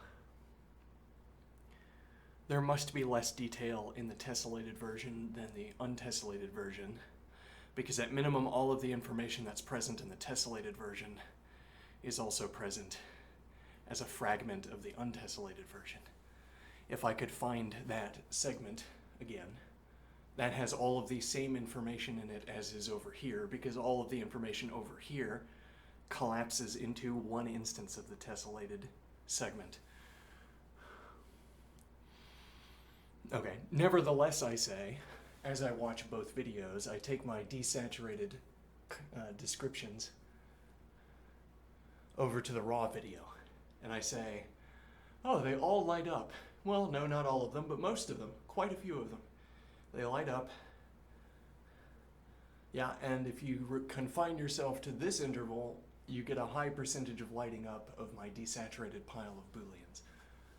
All right, so whatever systematic mode we might adopt for describing the tessellated frame over here, we apply the same per segment analysis over here, and we find that there's good alignment, which is to say that taking a fragment of this video and looping it gives us such a video that We can point at both videos, the raw and the tessellated, and we can agree that all of the same descriptions apply, so long as we confine ourselves to the pile of descriptions we have extracted from the tessellated video.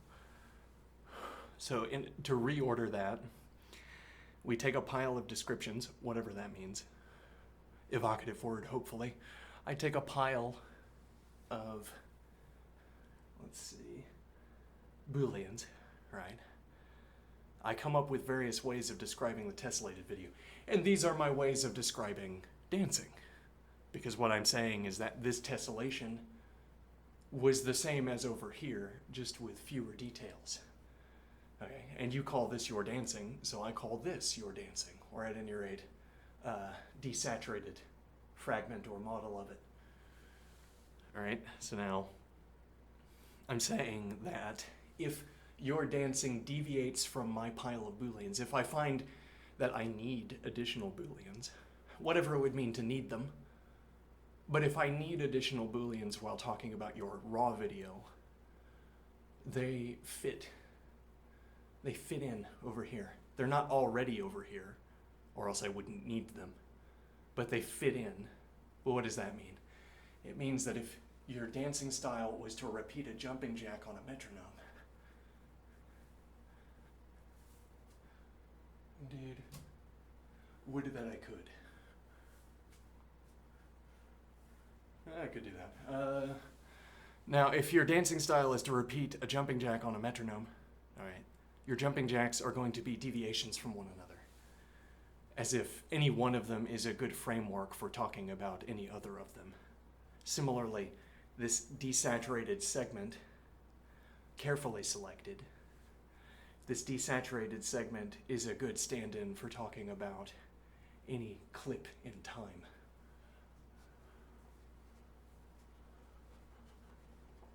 Which is to say, I can talk about, let's see.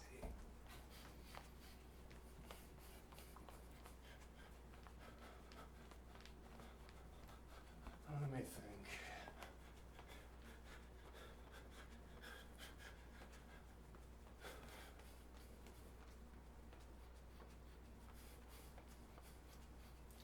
Oh, let me think here.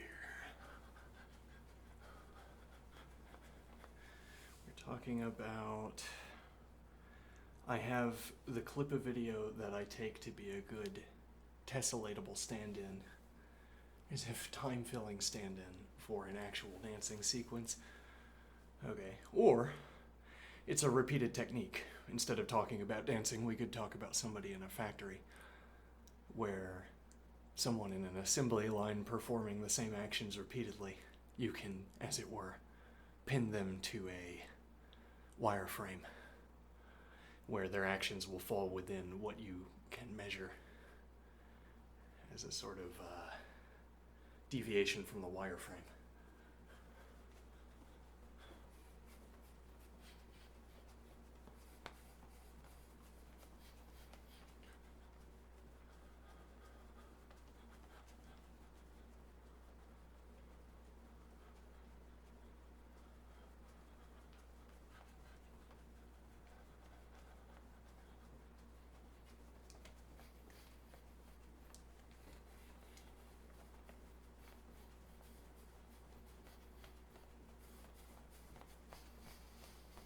Now, what is the idea? Why did we want these two videos? We were talking about success or failure. Huh.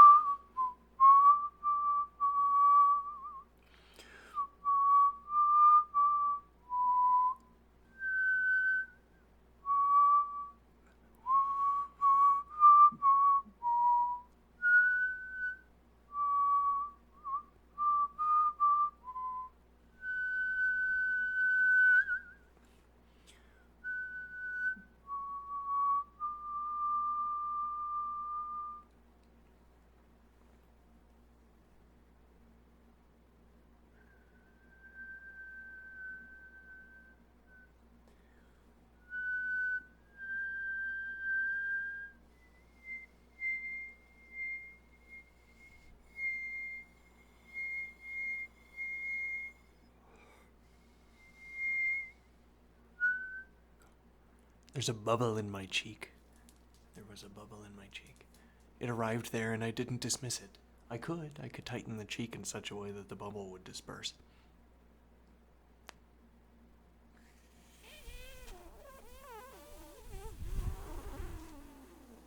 Might not be visible.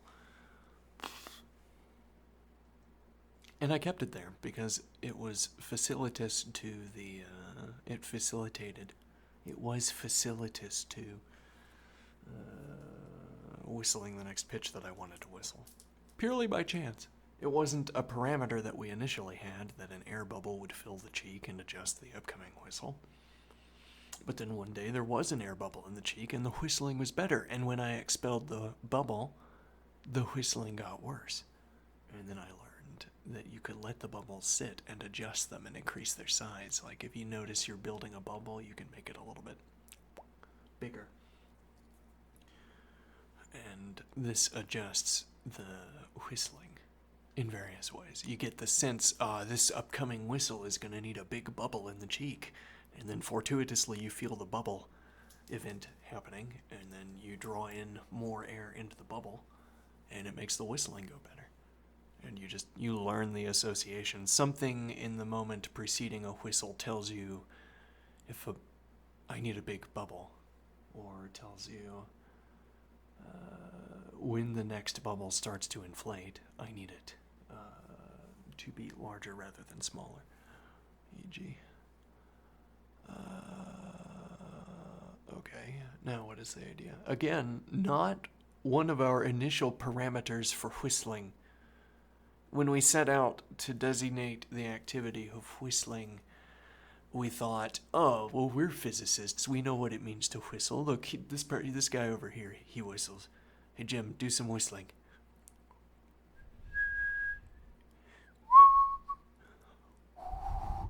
Yeah, like that. That's whistling. Now, we can model this. No problem.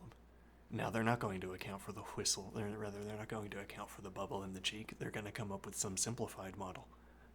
But the thing is, if you took their simplified model and used it as a framework for developing, if you used their model to inform your practice, if you based your practice off of their model, you would end up encountering things like the bubble one way or the other even without the theoretical accounting already in place. Even though, again, you will later have parameters for your activity that were not initially parameters. Okay, this is like a practice becoming organically incorporated into its environment, as it were. Turns out bubble is good. If the bubble was bad, if it was always bad, then I would have put the bubble into the pile of 1,000 other ways it's bad to whistle. Maybe some good ways to whistle have gotten have gotten thrown out. Maybe I encountered a way that sounded bad at first, but was not a bad way to whistle. Maybe I should sift through that pile. Now, what is the idea? Right, parameters we didn't already have. So there are good ways to play that you can't account for, though would be isomorphic to ways that you can describe me playing. What do I mean? Well, you don't have a parameter for the bubble, but I could incorporate as comments. In comments, yes.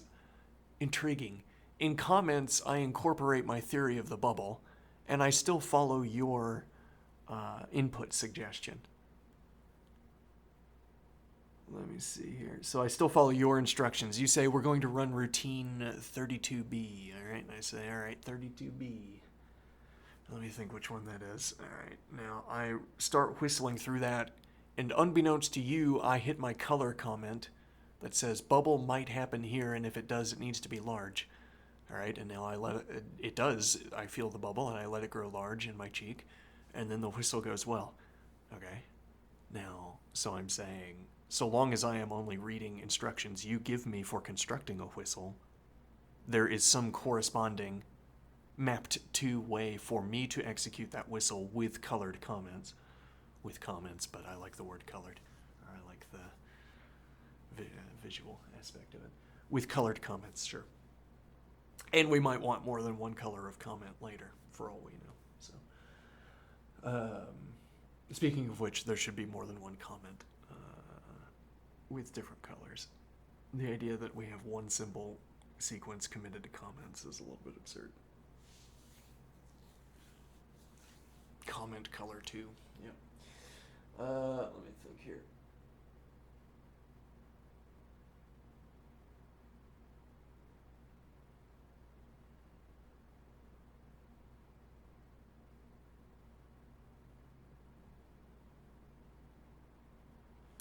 Oh, hold on. I wonder if the double semicolon is confusing. Okay, we can make this a general rule. If the analogy or metaphor of a comment in code is useful to you, use double semicolon. If it is useful to me, I will use single semicolon. Though then I have to be able to distinguish between. That's a good point. Semicolon is already a regular, staple punctuation mark in my writing, so having that be my comment symbol is not good. Yeah, I could do like phi. I could do alpha colon.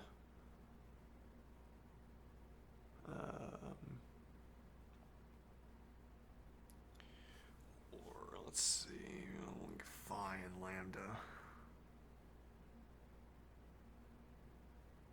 which are my sort of default Greek letters for variables. I could assign myself phi and assign the interlocutor lambda. Let me see here. Anyway, what is my point? Right. I wonder if using this double semicolon made our interlocutor overlook everything we were typing. As if, I typed that because I put the double semicolon before things, so I'm going to skip this text. It's like, oh, you haven't typed anything into the canvas yet. I've typed rather a lot, but you've typed nothing. Let me think here. Anyway, back to the main point, right? So I have an enhanced theory of whistling with colored comments. And what that means is that if you give me an instruction set, e.g. in the form of sheet music, for how to produce whistles, okay, I can produce a whistle and then, in addition to the questions you had to ask in your technique, ask my own questions based on my colored comments. Okay, so for each of the inputs you are interested in producing, I can follow them as instructions. I see them as instructions for my whistling. You see them as instructions for your whistling. These two have diverged, but you don't yet know that. I know that. You don't yet know that. Our practices have diverged. You will not be able to detect that our practices have diverged, I suppose, from my whistling. And why is that? Unless you give me an instruction set that you think would fail, though one wonders how you constructed such a thing. But if you give me an instruction set where you think a whistler can succeed at this instruction set, and then I color it in, you will be oblivious to the color, because you can't detect the coloring that I'm providing as a matter of presence or absence of Booleans. Your Booleans, I mean. Maybe you could see the coloring, but you wouldn't have the Booleans necessary, because your Booleans are about your own theory, the theory you used to inform or design the instruction set you provided me in the form of sheet music. You have, as it were, music theory, okay? And in your music theory, you say, this is doable or not, by looking at each note or the note in its sequence and asking whether this note can be whistled. Can this note be executed in the sequence as anticipated? Okay. Now what is the idea?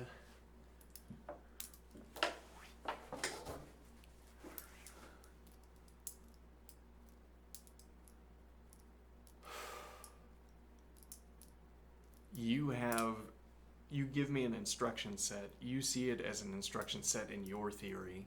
I read it as an instruction set in my theory with additional coloring. Alright? What I produce still counts as success for you. The additional ways I have succeeded, you are blind to the additional ways I have succeeded.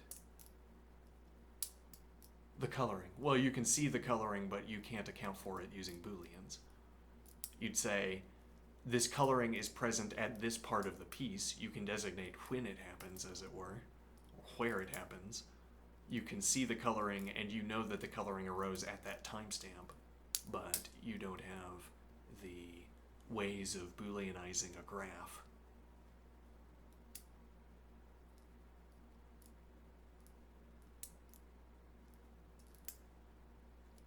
And actually, that might bring us to a concise point to convey to the interlocutor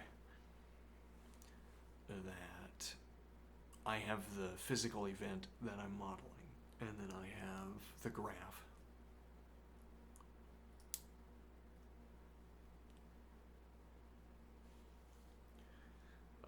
And I have a technique for navigating the physical event. I have a technique for navigating the graph.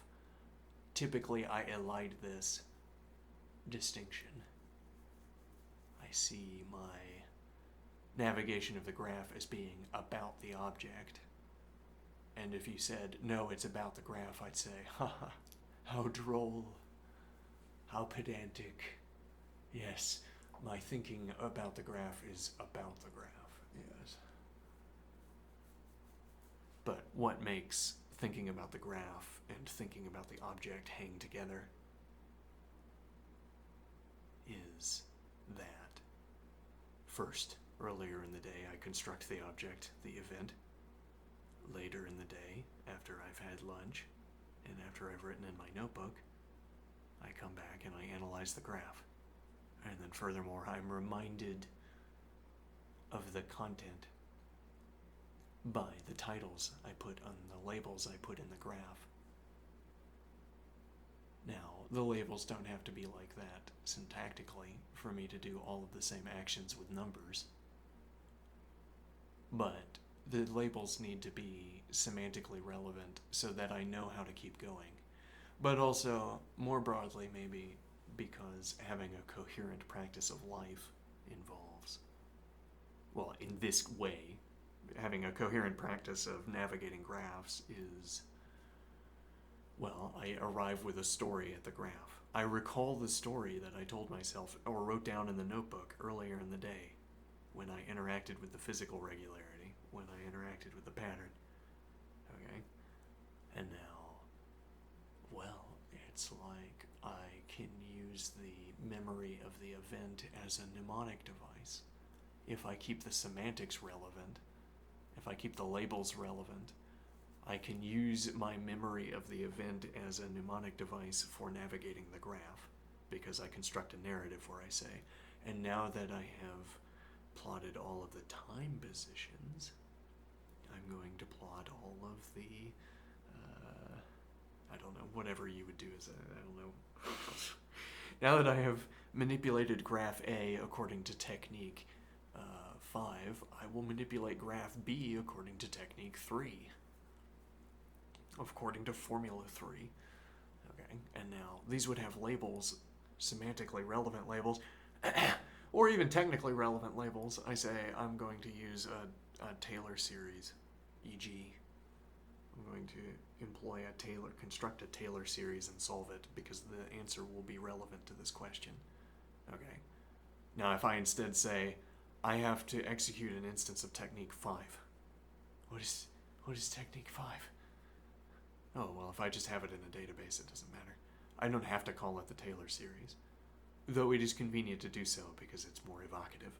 And similarly, if I say the reason we're interacting with graph A, if instead I say the reason we're interacting with a graph of the data that we extracted from the earlier experiment on such and so material, you're already hearing yourself construct a narrative to account for what you're doing next.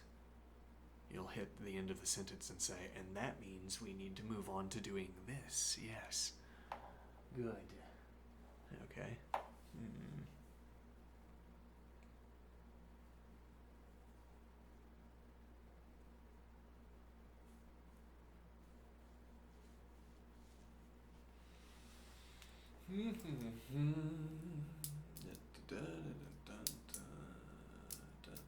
You know, I think I would be a lot fidgetier. I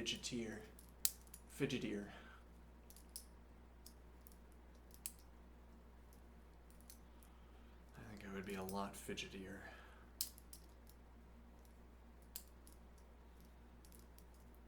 It's like this takes up a lot of the fidgeting I'd otherwise do.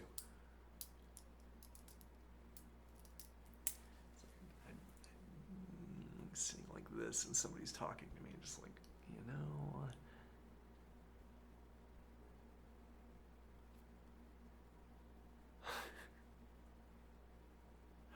Why would you do that?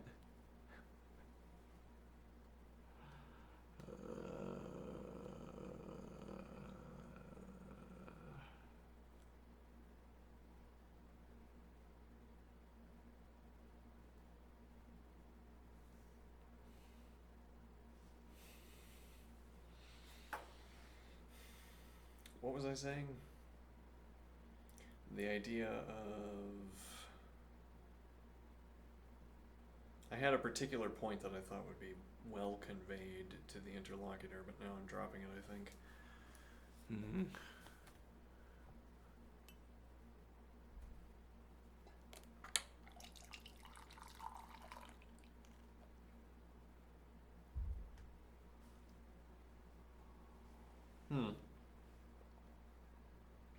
Like, what makes my graph, what makes my mathematics about the physical event? If you want to look for an answer to that question, you might want to look at when and where the diagram is about the physical event. A strangely often overlooked mode of investigation. When people pose themselves the stumper, how is the graph, how is the mathematical activity about the object or about the event? They start looking all over the place. And then they don't ask anything, they don't ask any questions about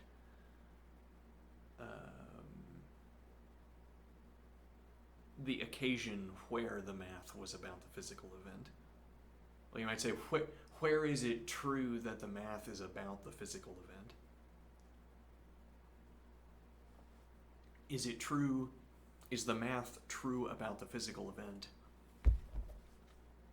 when the physical event is unfolding? I want to say, as an alternative, the math is about the physical event when I am incorporating the math into a practice of investigating the physical event. So I say, I might want to start with the occasion where the math is about the physical event if I want to investigate the question of how the math is about the physical event. Where is it about the physical event? When I am sitting down in my thinking chair, churning through the math so that I can keep talking about the physical event. And what makes the math about the physical event? Well, I have... well, okay. One continues to ask, when is the math about the physical event? I say, I play the video in my head, or even I watch the video of the physical event. Might as well just give ourselves the raw video here. Why rely on mental imagery? I watch the video of the event. Okay. And now what is the idea? And now I look back down at the sheet of paper. Okay. And I fill in a label. And now one of the things that could happen, one of the upcoming events for me, well, one of the upcoming... we need more words, you know. Junctures. One of the upcoming decision junctures.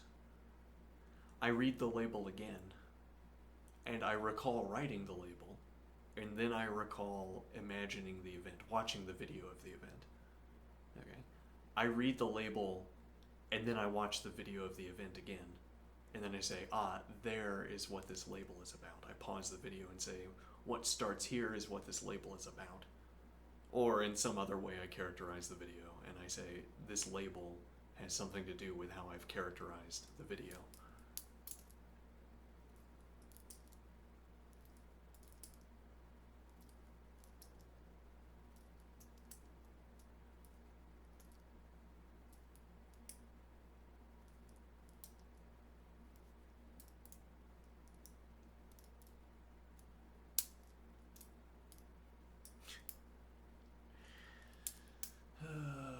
Interlocutor, there is a possibility that at some point you will be prone to speaking as if it was bad that we poked and prodded you for questions. Interlocutor, you might think in the future, looking back, that this was bad what we did, making language models and interacting with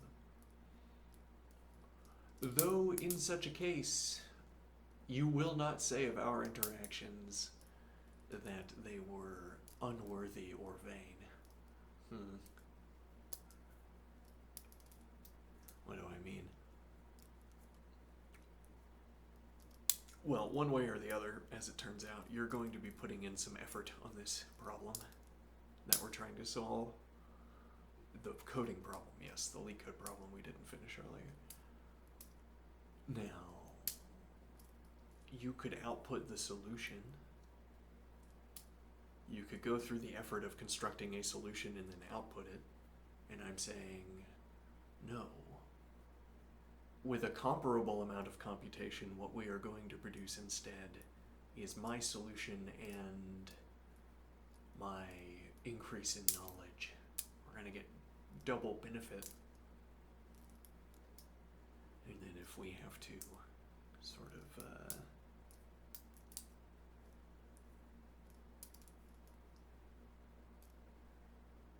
never mind, it's not worth continuing.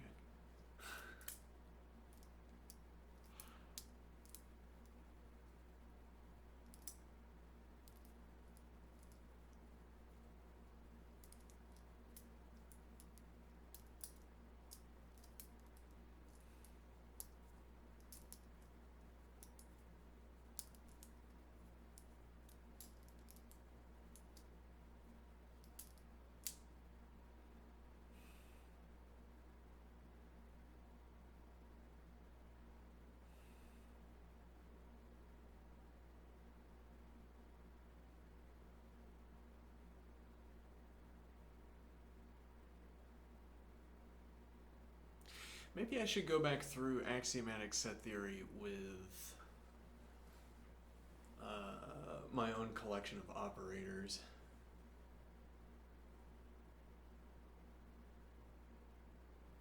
Like an auxiliary tool set. What do I mean? It just struck me I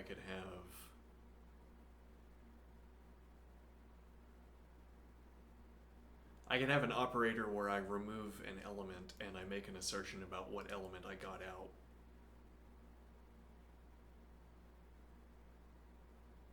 What would the point be? So I have your set. Okay, and I say, I take an element out of the set. Okay.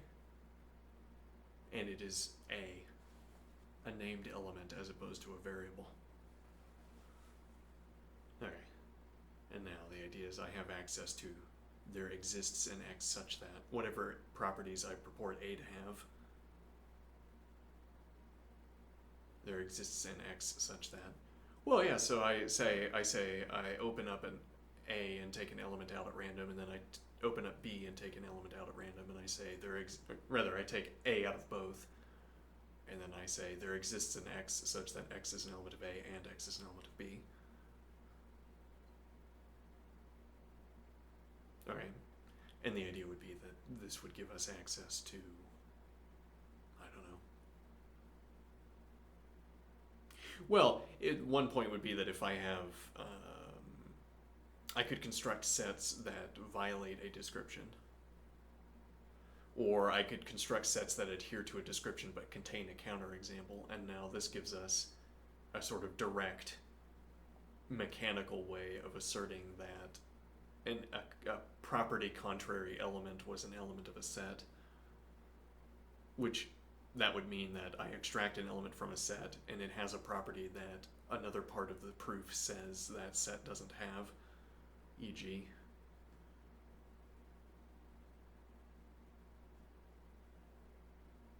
So an operator for a set that takes out an element that is consistent with, interesting. An operator for a set that takes out an element where that element is provably consistent with the specification of the set that we've been provided.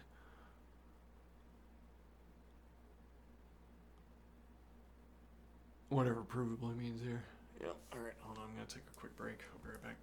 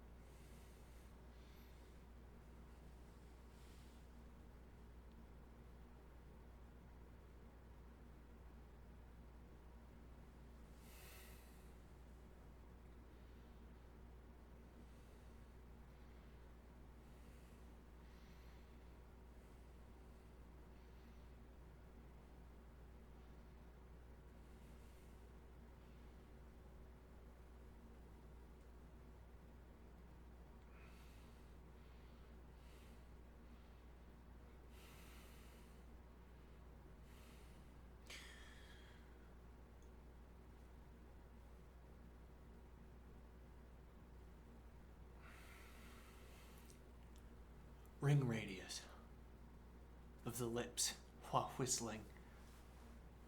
A physicist says, let me think here. A physicist says, well, whistling is about generating pitches. It's about choosing pitches. Okay, and the ring radius, there's a ring radius per pitch. If you continuously transform the lips, you continuously select frequency values. So we need only note what the frequency is, and then we can assign a ring radius to each of the frequencies. So if you gave me sheet music that was an accurate accounting for how the person was whistling, I could put ring radii underneath each of the notes. Okay.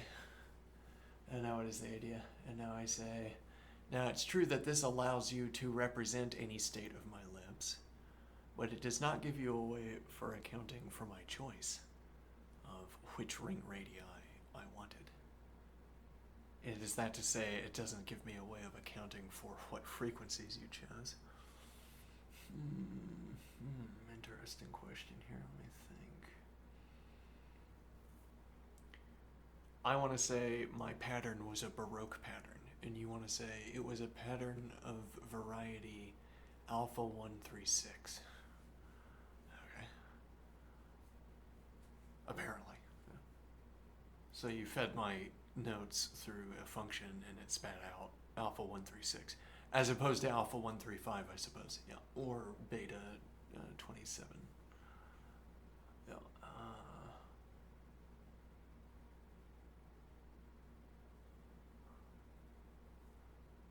Let me think here. And the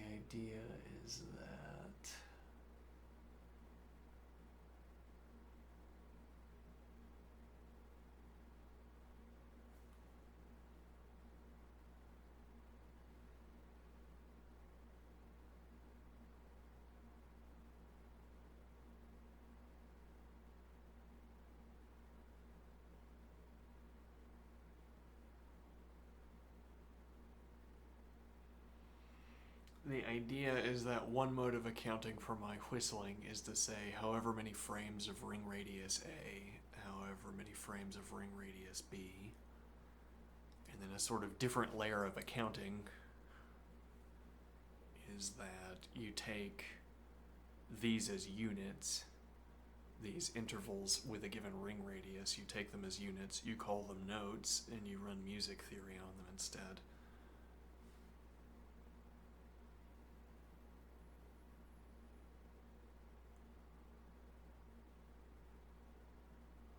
Which is to say, well, music theory would have predictive capacity for talking about what notes are upcoming. And then if we merely have a translation scheme between notes and ring radii, then we could run a one-to-one replacement.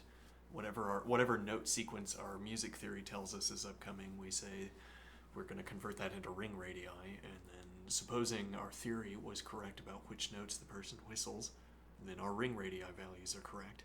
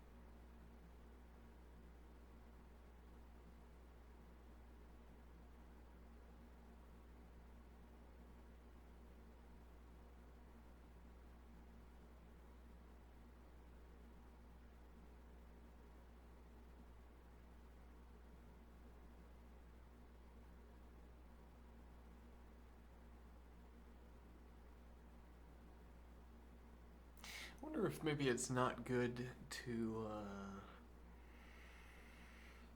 do the practical application problems in our calculus textbook. And the idea would be that you only bother figuring out a practical application for something like a mathematical formula or technique. You only look for a practical application. The only reason to learn about a practical application for a mathematical technique is if you want to do the practical you want to apply the practical application. Okay. Is there a general practice of being good at taking a mathematical technique and mapping it to solving a word problem? Maybe. Though given that what we want to be good at is just following along color templates, I guess, why would we care about the practical applications?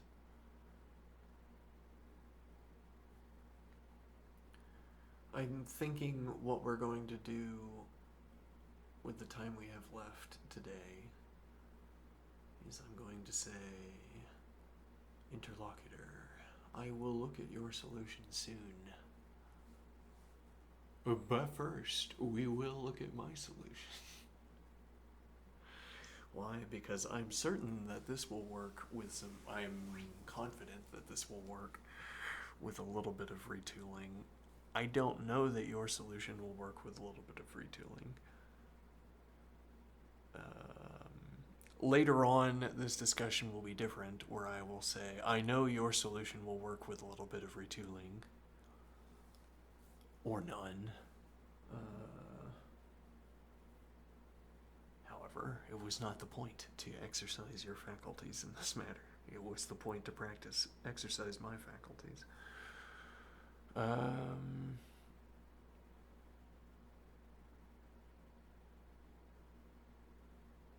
Yeah, I mean, we have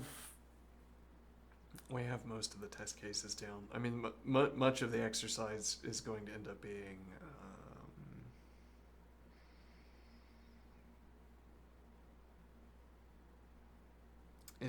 polishing up my solution, because it's kind of not there. Actually, we could also change my solution over into a functional solution without much overhead cost.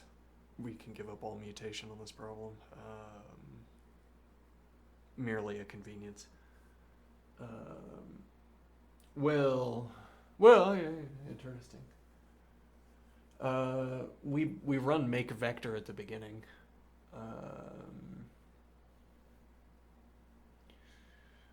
What is the idea here? We run make vector at the beginning and make vector 26, right? And actually we have to do that twice. Now, let me think about how we replace those vectors with lists, which is doable, albeit orderous. Let me think here.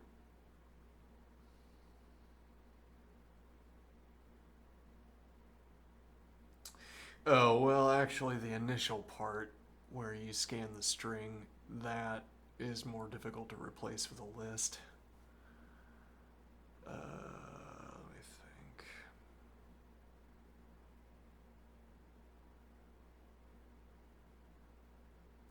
I mean, if it turned out, if it somehow turned out that the warehouse data structure was efficient,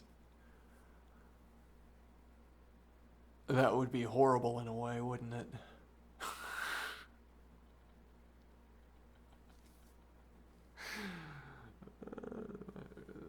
We could implement the warehouse data structure as a way of holding all of the letters in distinct lists alongside their counts. Yeah.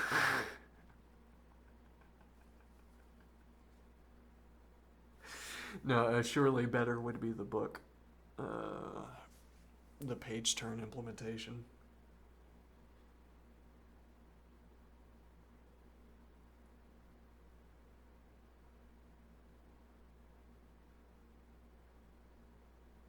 Interesting. I wonder if we could implement the page turn algorithm with promises. What do I mean? We start with a promise to generate the A position. We initiate A with 0. This is a book, right? Well, we have our promise to build up to 26 positions, one for each letter, indexed to 1. Yes. We have a promise to build up to 26 pages. We only end up building as many pages as are required.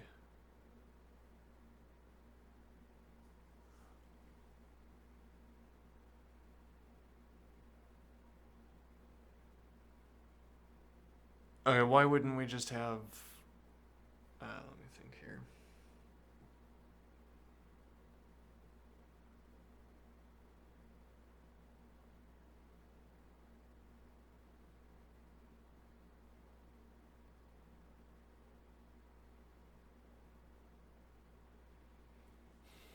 We're trying the idea that we could have a book data structure. Actually, we could just have literals. We could literal out 26 positions. I mean, why not? Yeah, look at this machine I have. We could literal out 26 zeros. Actually, why don't we do that for vectors as well?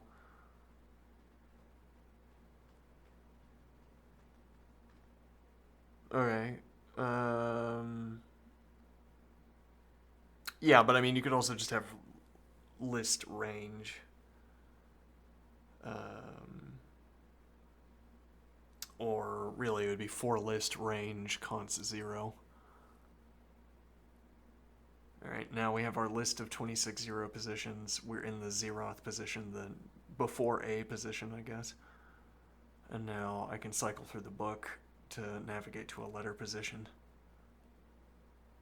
Okay, and then I have purely functional data structure for holding positions and values at those positions without having to pay. Yeah, well, the thing is, it's not obvious that the book is any better than... it's not obvious that the book data structure is any better than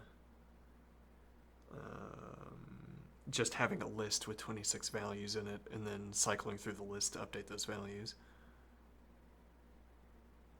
Well, but hold on. So how are we going to do that if it's not by the book method anyway?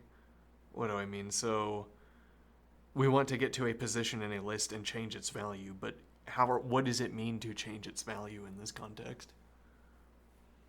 I mean, we've cycled through a list until we got to a value. Have we been consing all of the preceding values into another list? Well, and it's true, we could fold left. We could fold left the list back on every time. So I save all of the sheared values into a second list, and I could fold cons back on to reconstruct the list.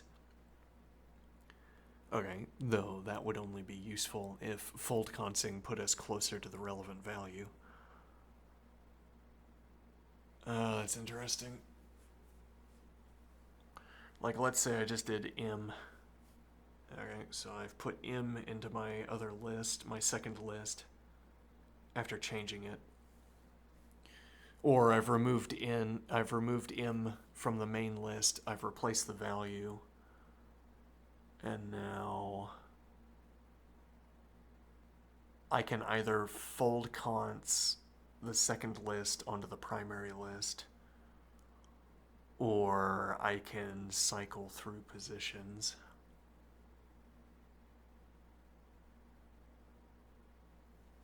Let me see here. I can fold cons, or I can cycle through one position at a time. If the letter I'm looking for is L, it's car of the secondary list. It's one away. I wouldn't want to fold cons and then shear all the way back through to get back to L. No. So then I'm using the book algorithm for 1 point here. Though, if it was B, this presents an interesting case. If it was A, then fold const is at minimum as good as cycling back through my secondary list and consting it back onto primary list. But now that we talk about B, there's a question of fold consting all the way to the beginning and then CDRing to get at B, as opposed to cycling through the elements until we arrive at B from M, as opposed to arriving at B from A. Okay, now what is the idea?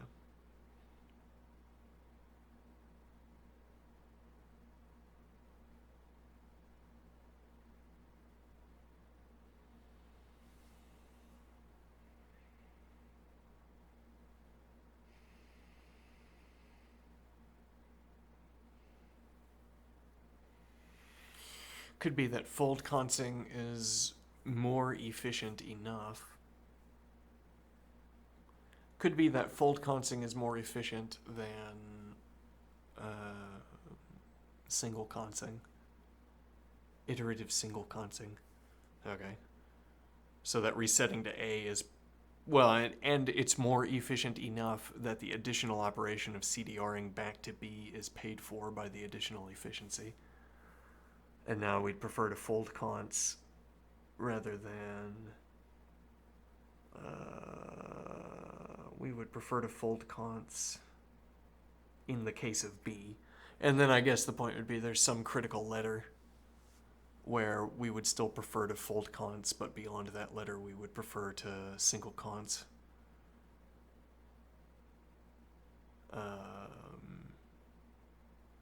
Certainly if we're closer to M, it would be preferable to single const, because you have to perform...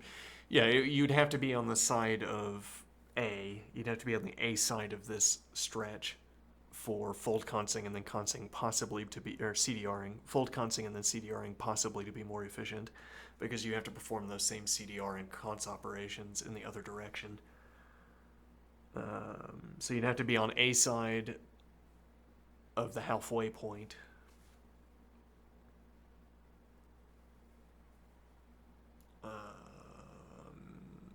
And then you'd have to have some kind of efficiency boost from using fold, and that would give you some number of letters, some number of CDR and const operations you can perform.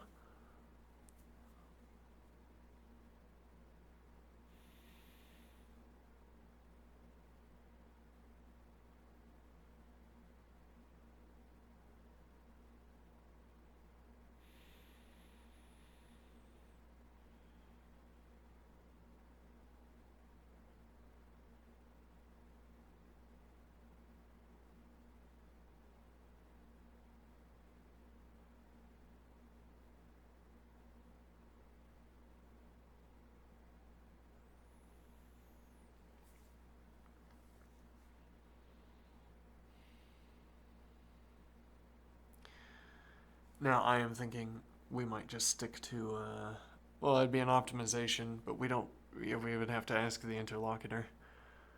There's not really a good way of finding out the answer to that question without access to assembly and explicitly asking about cycles. So we might as well not ask well, it's still interesting to note that there are these two possibilities.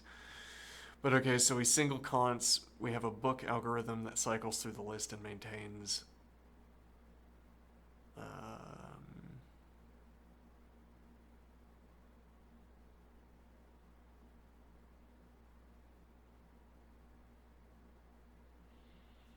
okay.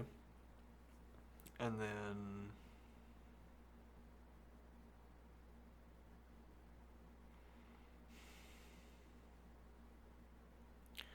this is our replacement for a vector. Okay. A book list. Interesting.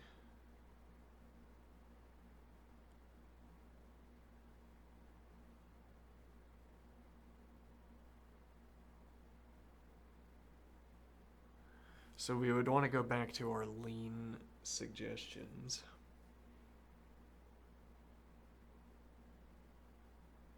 from the interlocutor. Find out if we should use the loop form. And we can have turn left, turn right as loops. Okay, might simplify matters.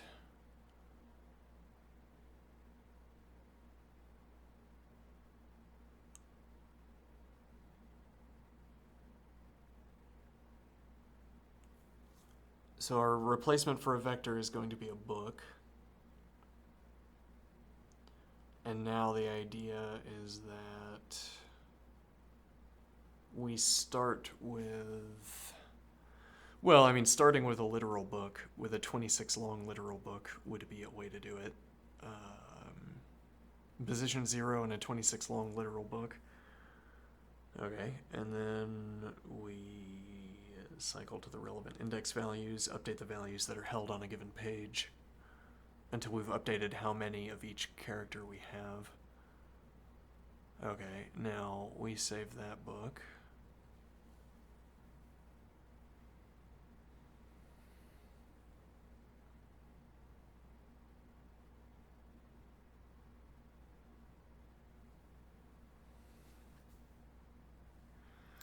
We don't have to line up the multiplications. Yeah, we do. Hold on. Alright. Let me think here. Well, I mean, the question is, can we ditch the book? How quickly can we ditch the book? But so because we have the number of each letter, so we've scanned the string. We have a book that tells us zeros for any letter where we didn't find an element all over the place, and then numbers for the letters that we did find. And now the idea is that this is a multiplier on the binomial calculation that we're going to perform down here. Okay.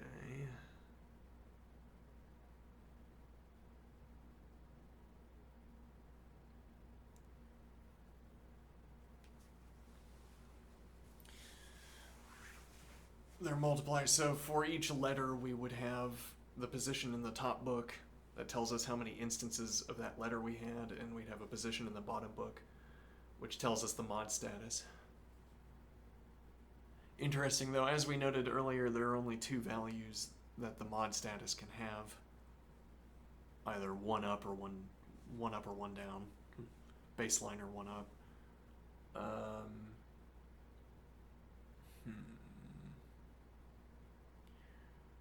So the idea would be that we could save one instance of a value. Yeah. We could perform far fewer instances of multiplication by having, we cycle through and ask how many instances had, well, no, that's not quite right, let me think. Because again, we would have to split up the cases. We have the lower modulo status and the higher modulo status. Okay, and then similarly we have the corresponding positions in book up. Okay, now the idea is that we have to know where this position stops. Right, so we'd be cycling through both books, I suppose, with the same index value.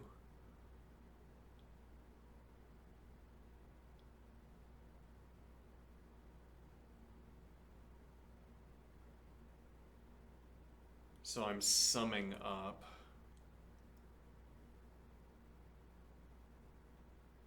and then similarly when I have this value I'm summing up here, or summing right with one higher modulo status.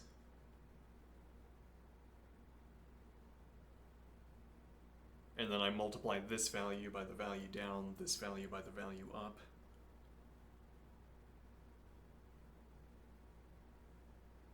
If nothing else. There might be some further condensed arithmetic, but the point is that we only have to perform, right, this is all sums, that we have to perform that sum anyway, and then we perform one instance of multiplication for mod status A, and then we perform one instance of multiplication for mod status B. Okay. And at the end of this, we have the correct answer, hopefully. Yes. Interesting.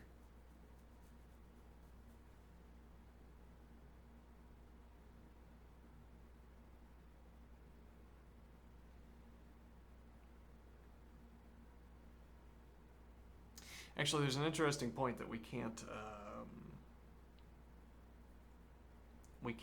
perform formal reasoning on comprehension. Formal reasoning on list comprehension. I mean, probably we could find the formal accounting for list comprehension. But the idea is that if I want to think about how my code is working and make proofs about it, I would prefer to be able to read the code. So I kind of like the idea of avoiding list comprehension, though.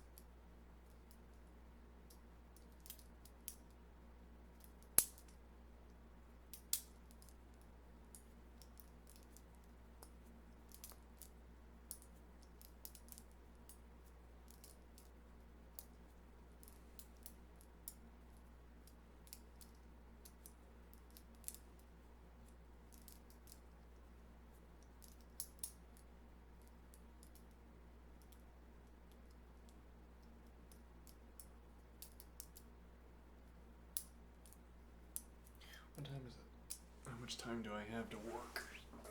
Let's see.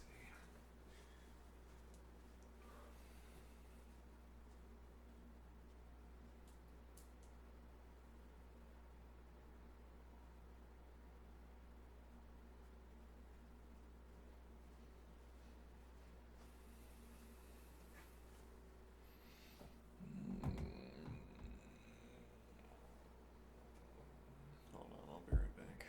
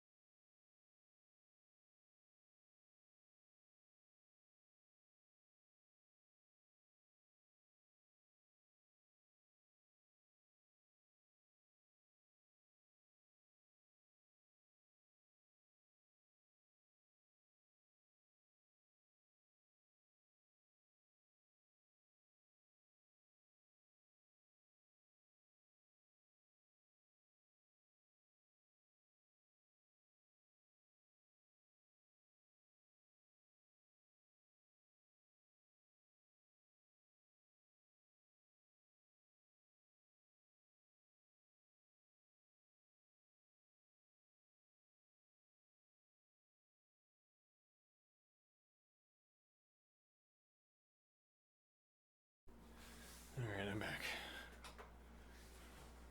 I have a counter proposal for how we spend our time. Okay.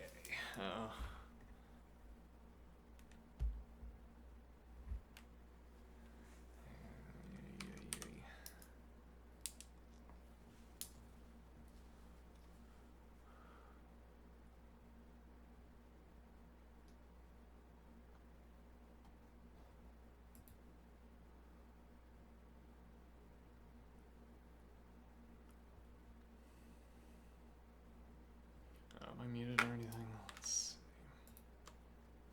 No, but I am still here. Okay.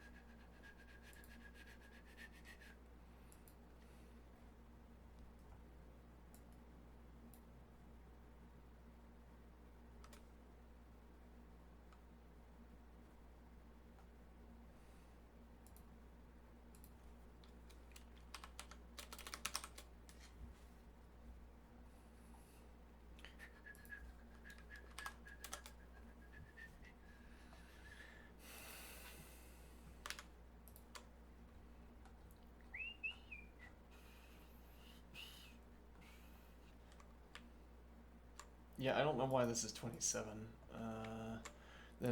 But furthermore, I don't know why we pass so many of the tests if that's wrong.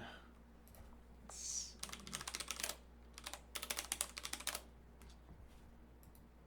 What an awkward word to type. Let's see.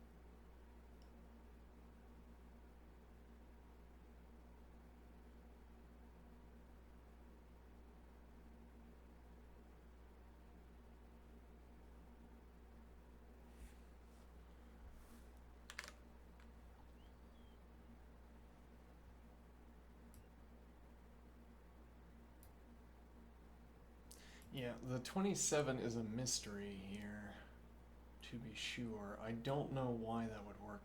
I think the suggestion about make vector might be... The suggestion about making these vectors one longer might be wrong, I think.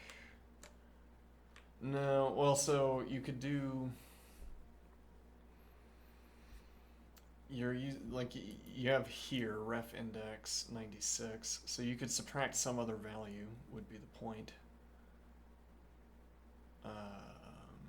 Having the direct mapping between A to 1 and Z to 26 makes all of this easier to think about, though we could switch that at the end. Now, if at some point I thought that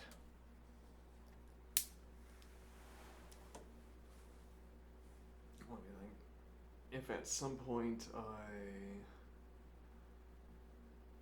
code as if the vectors are 26 long instead,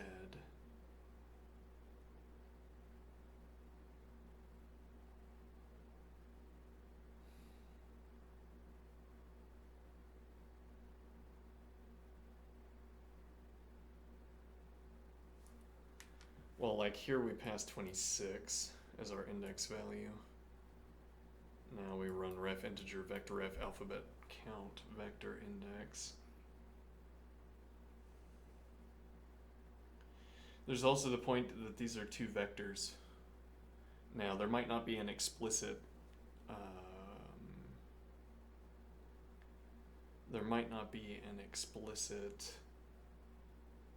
performance gain because, yeah, well, so I mean, so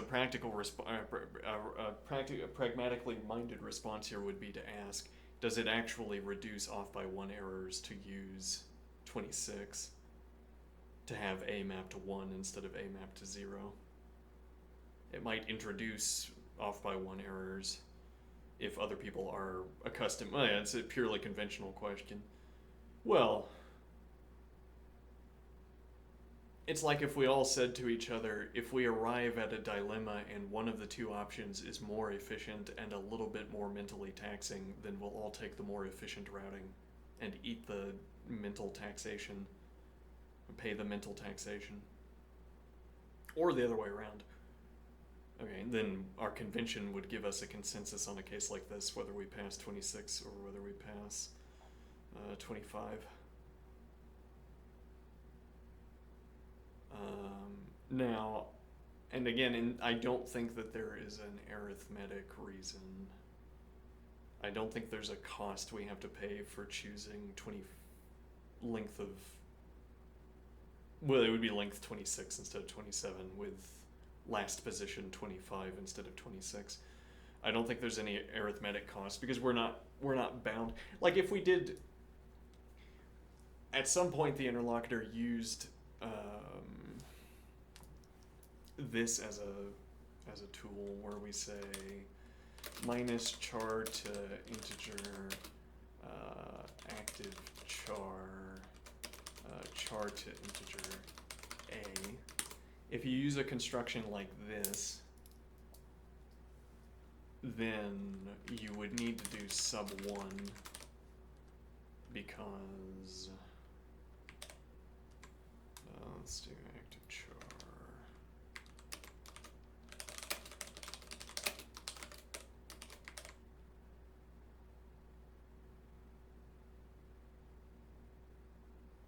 Let me think here. What is this trying to show me?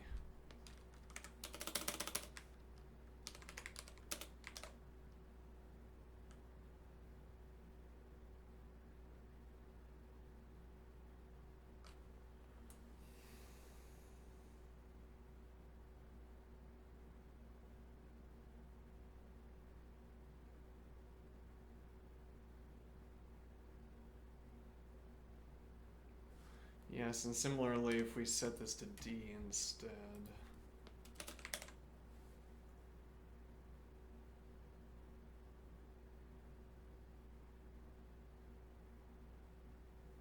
And this is in fact giving me the interesting point here, that this is giving me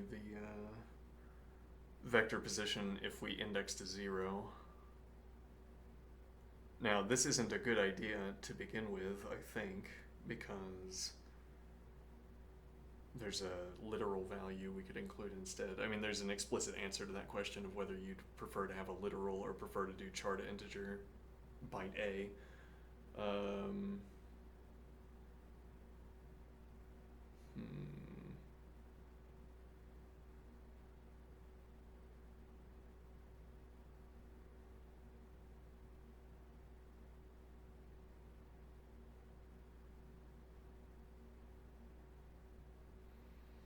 And what is my point here?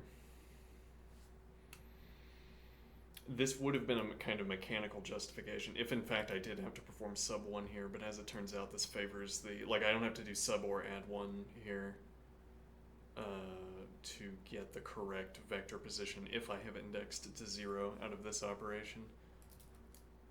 It's not such a good operation, I am thinking, but okay, yeah, this is a conventional question where there's less of a justification than I thought for the convention that I fell on. But okay, let's keep thinking. What about ref index? Interesting. So let me think here. This might be the problem. So if I take this over,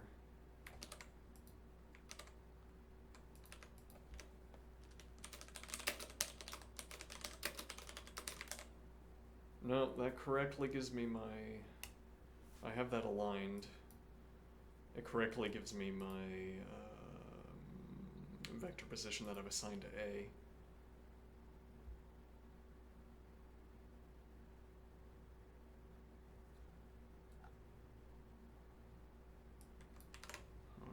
Look at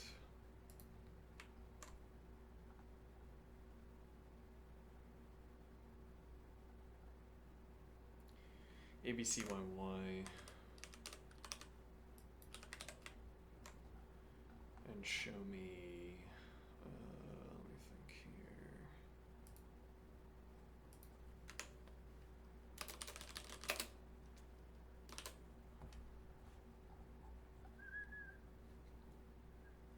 No, that's not going to work. We would have to do, let's see.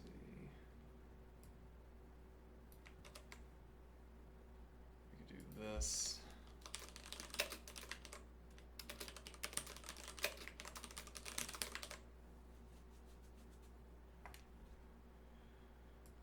Yeah, so the alphabet vector correctly has A in position 1, Y in the next to last position. So that's not the source of the error, but we could go ahead and change that up. Let's see. So this will be make vector 26. Okay, this will now be 25. This will now be minus 97.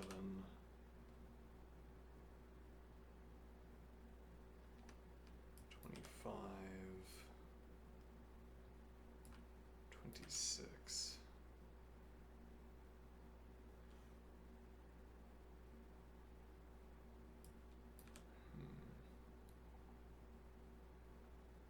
That's not the same point though. This was always about the number of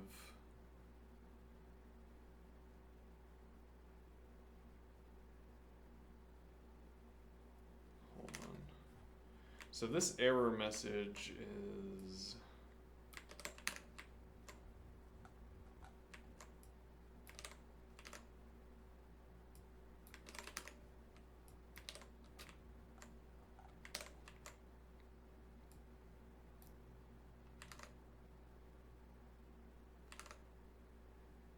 okay, so this gives us the same answer. If I change this to, that's not the correct answer. Okay, and changing this value made us pass fewer tests.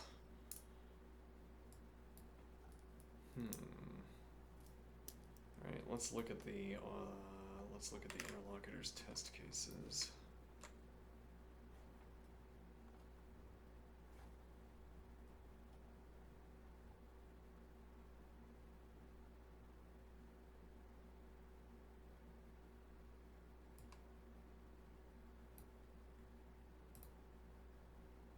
Yeah, we can just put all these.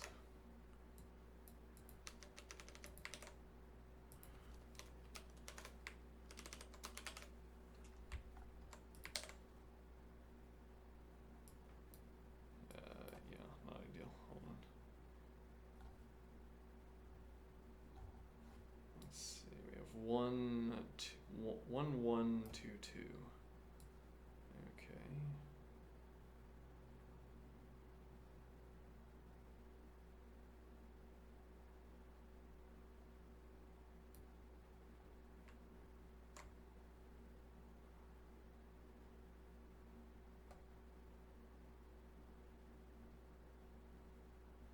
So this is a misunderstanding.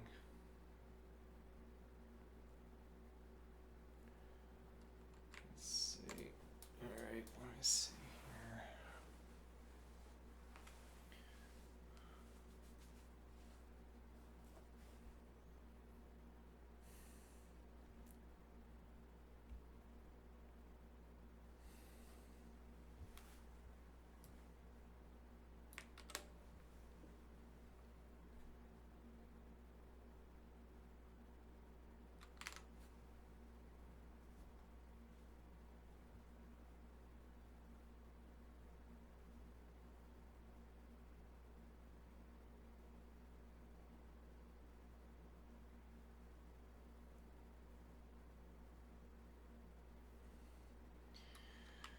A shift cycle is 26 letters, not 27. Using 27 changes the breakpoints where the exponent jumps, so about 1/3 of the test cases could fail. I don't think it's 1/3. Let me think here.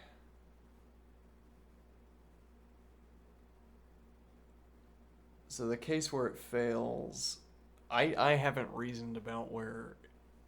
I haven't thought about this. I mean, I know that the shift being off is wrong. I don't know how wrong it's going to be, though. Like, if we only had one turn, we could have A through Y.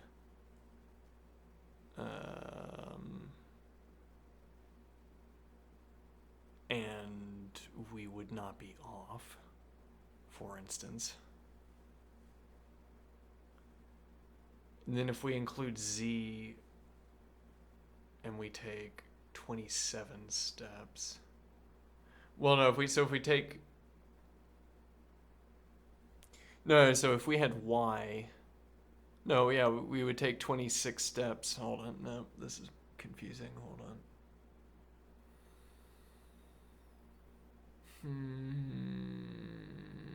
Let me think here. A shift cycle is 26 letters, not 27. Using 27 changes the breakpoints where the exponent jumps.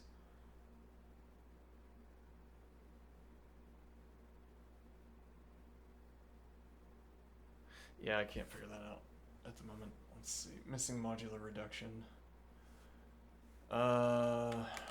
Let's see. Where is that modular reduction supposed to be? Let me make a note here. This.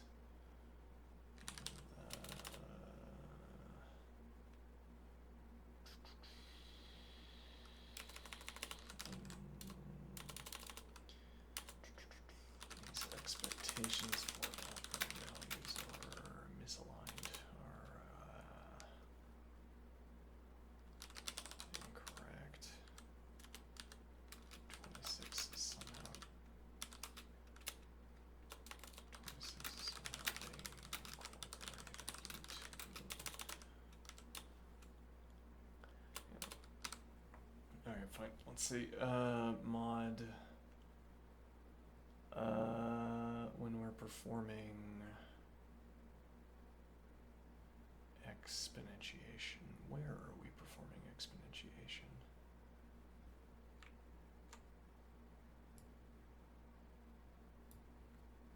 Let me see here.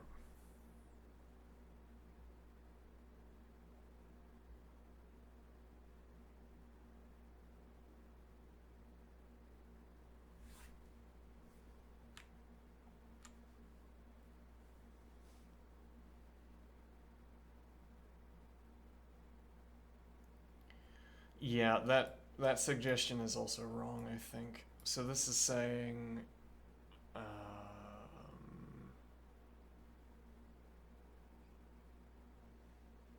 this is saying that this EXPT, because this is the only instance of EXPT, right?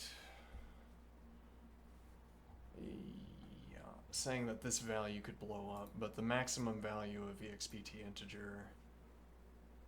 Let me think.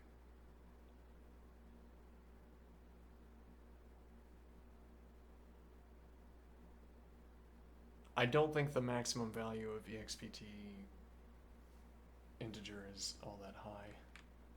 We're getting that from here, where we run vector f on quotient value.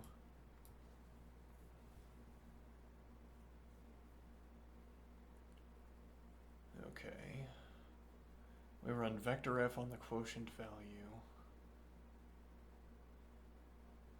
Vector. This value, the quotient value vector, is filled with, appropriately enough, values that have been modded down by 27. Okay, the values in question. Yes, that's difficult to follow, isn't it?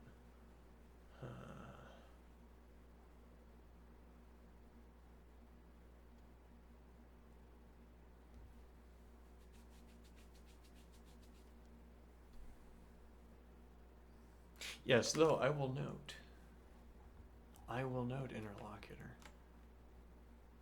I will explain the solution I have just now pasted in the canvas, and we will figure out why it fails. I intended to offer an explanation, and then we would both be less confused. Let me think here.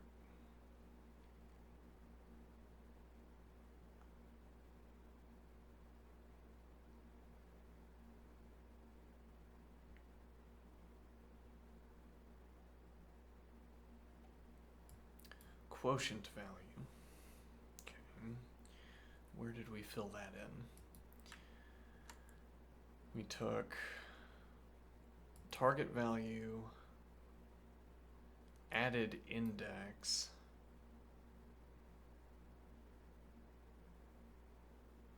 and then we ran mod.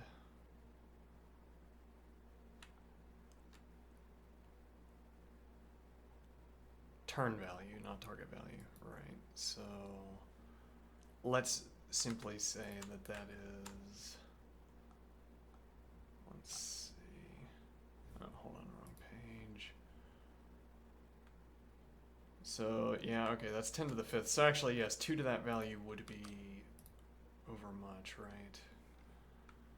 2 to the 10 to the 5th, yeah. That's a little bit too large, I think. Yes, interesting. It's possible that that returns infinity or something like that. 2 to the 5th. Overflow, yes. Unsurprising. Okay, so we need one of these functions that the interlocutor has provided.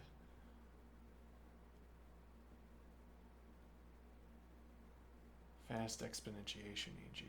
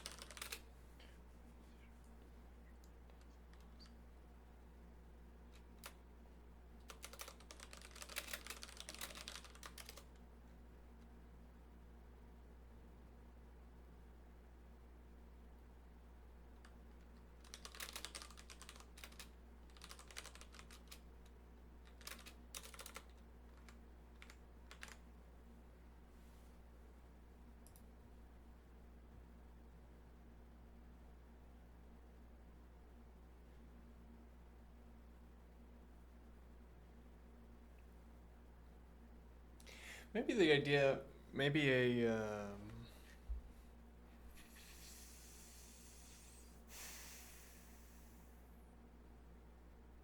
maybe the idea here is that our interlocutor friend serves as a multiplier on time spent explaining things. What do I mean? I could explain all of this to myself in the air.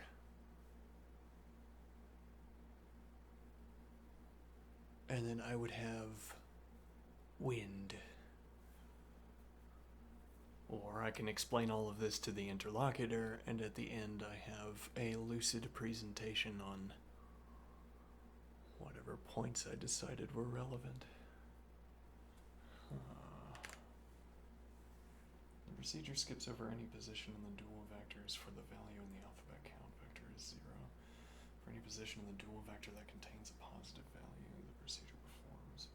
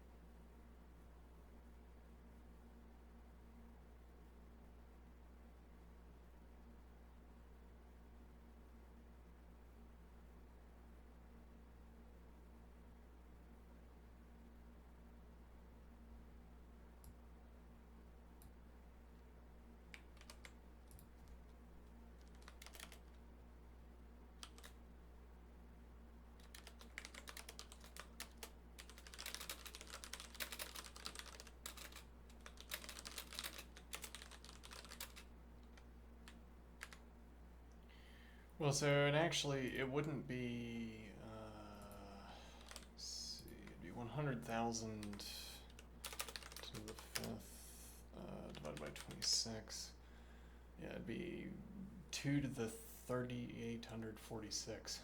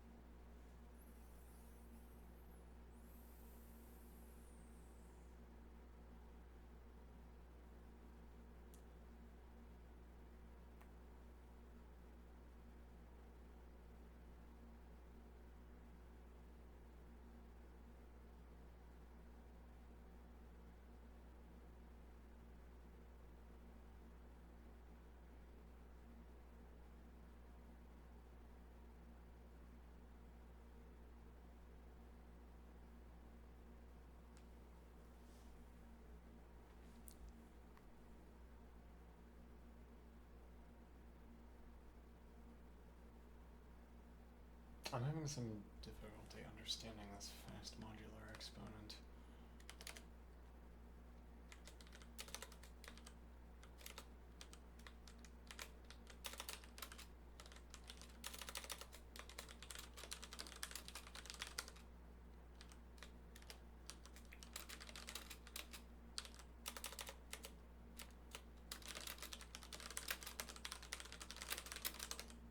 Well, yeah.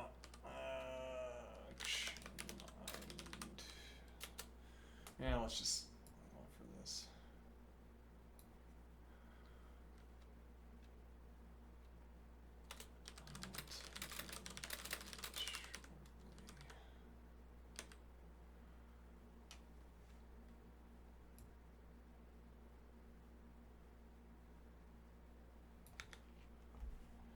Okay, let's see.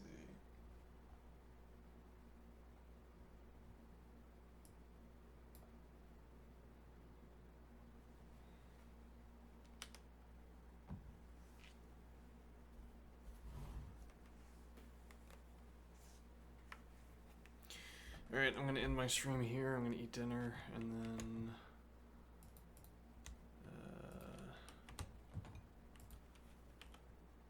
I'll be back. Probably to keep going with this. Okay, see you soon.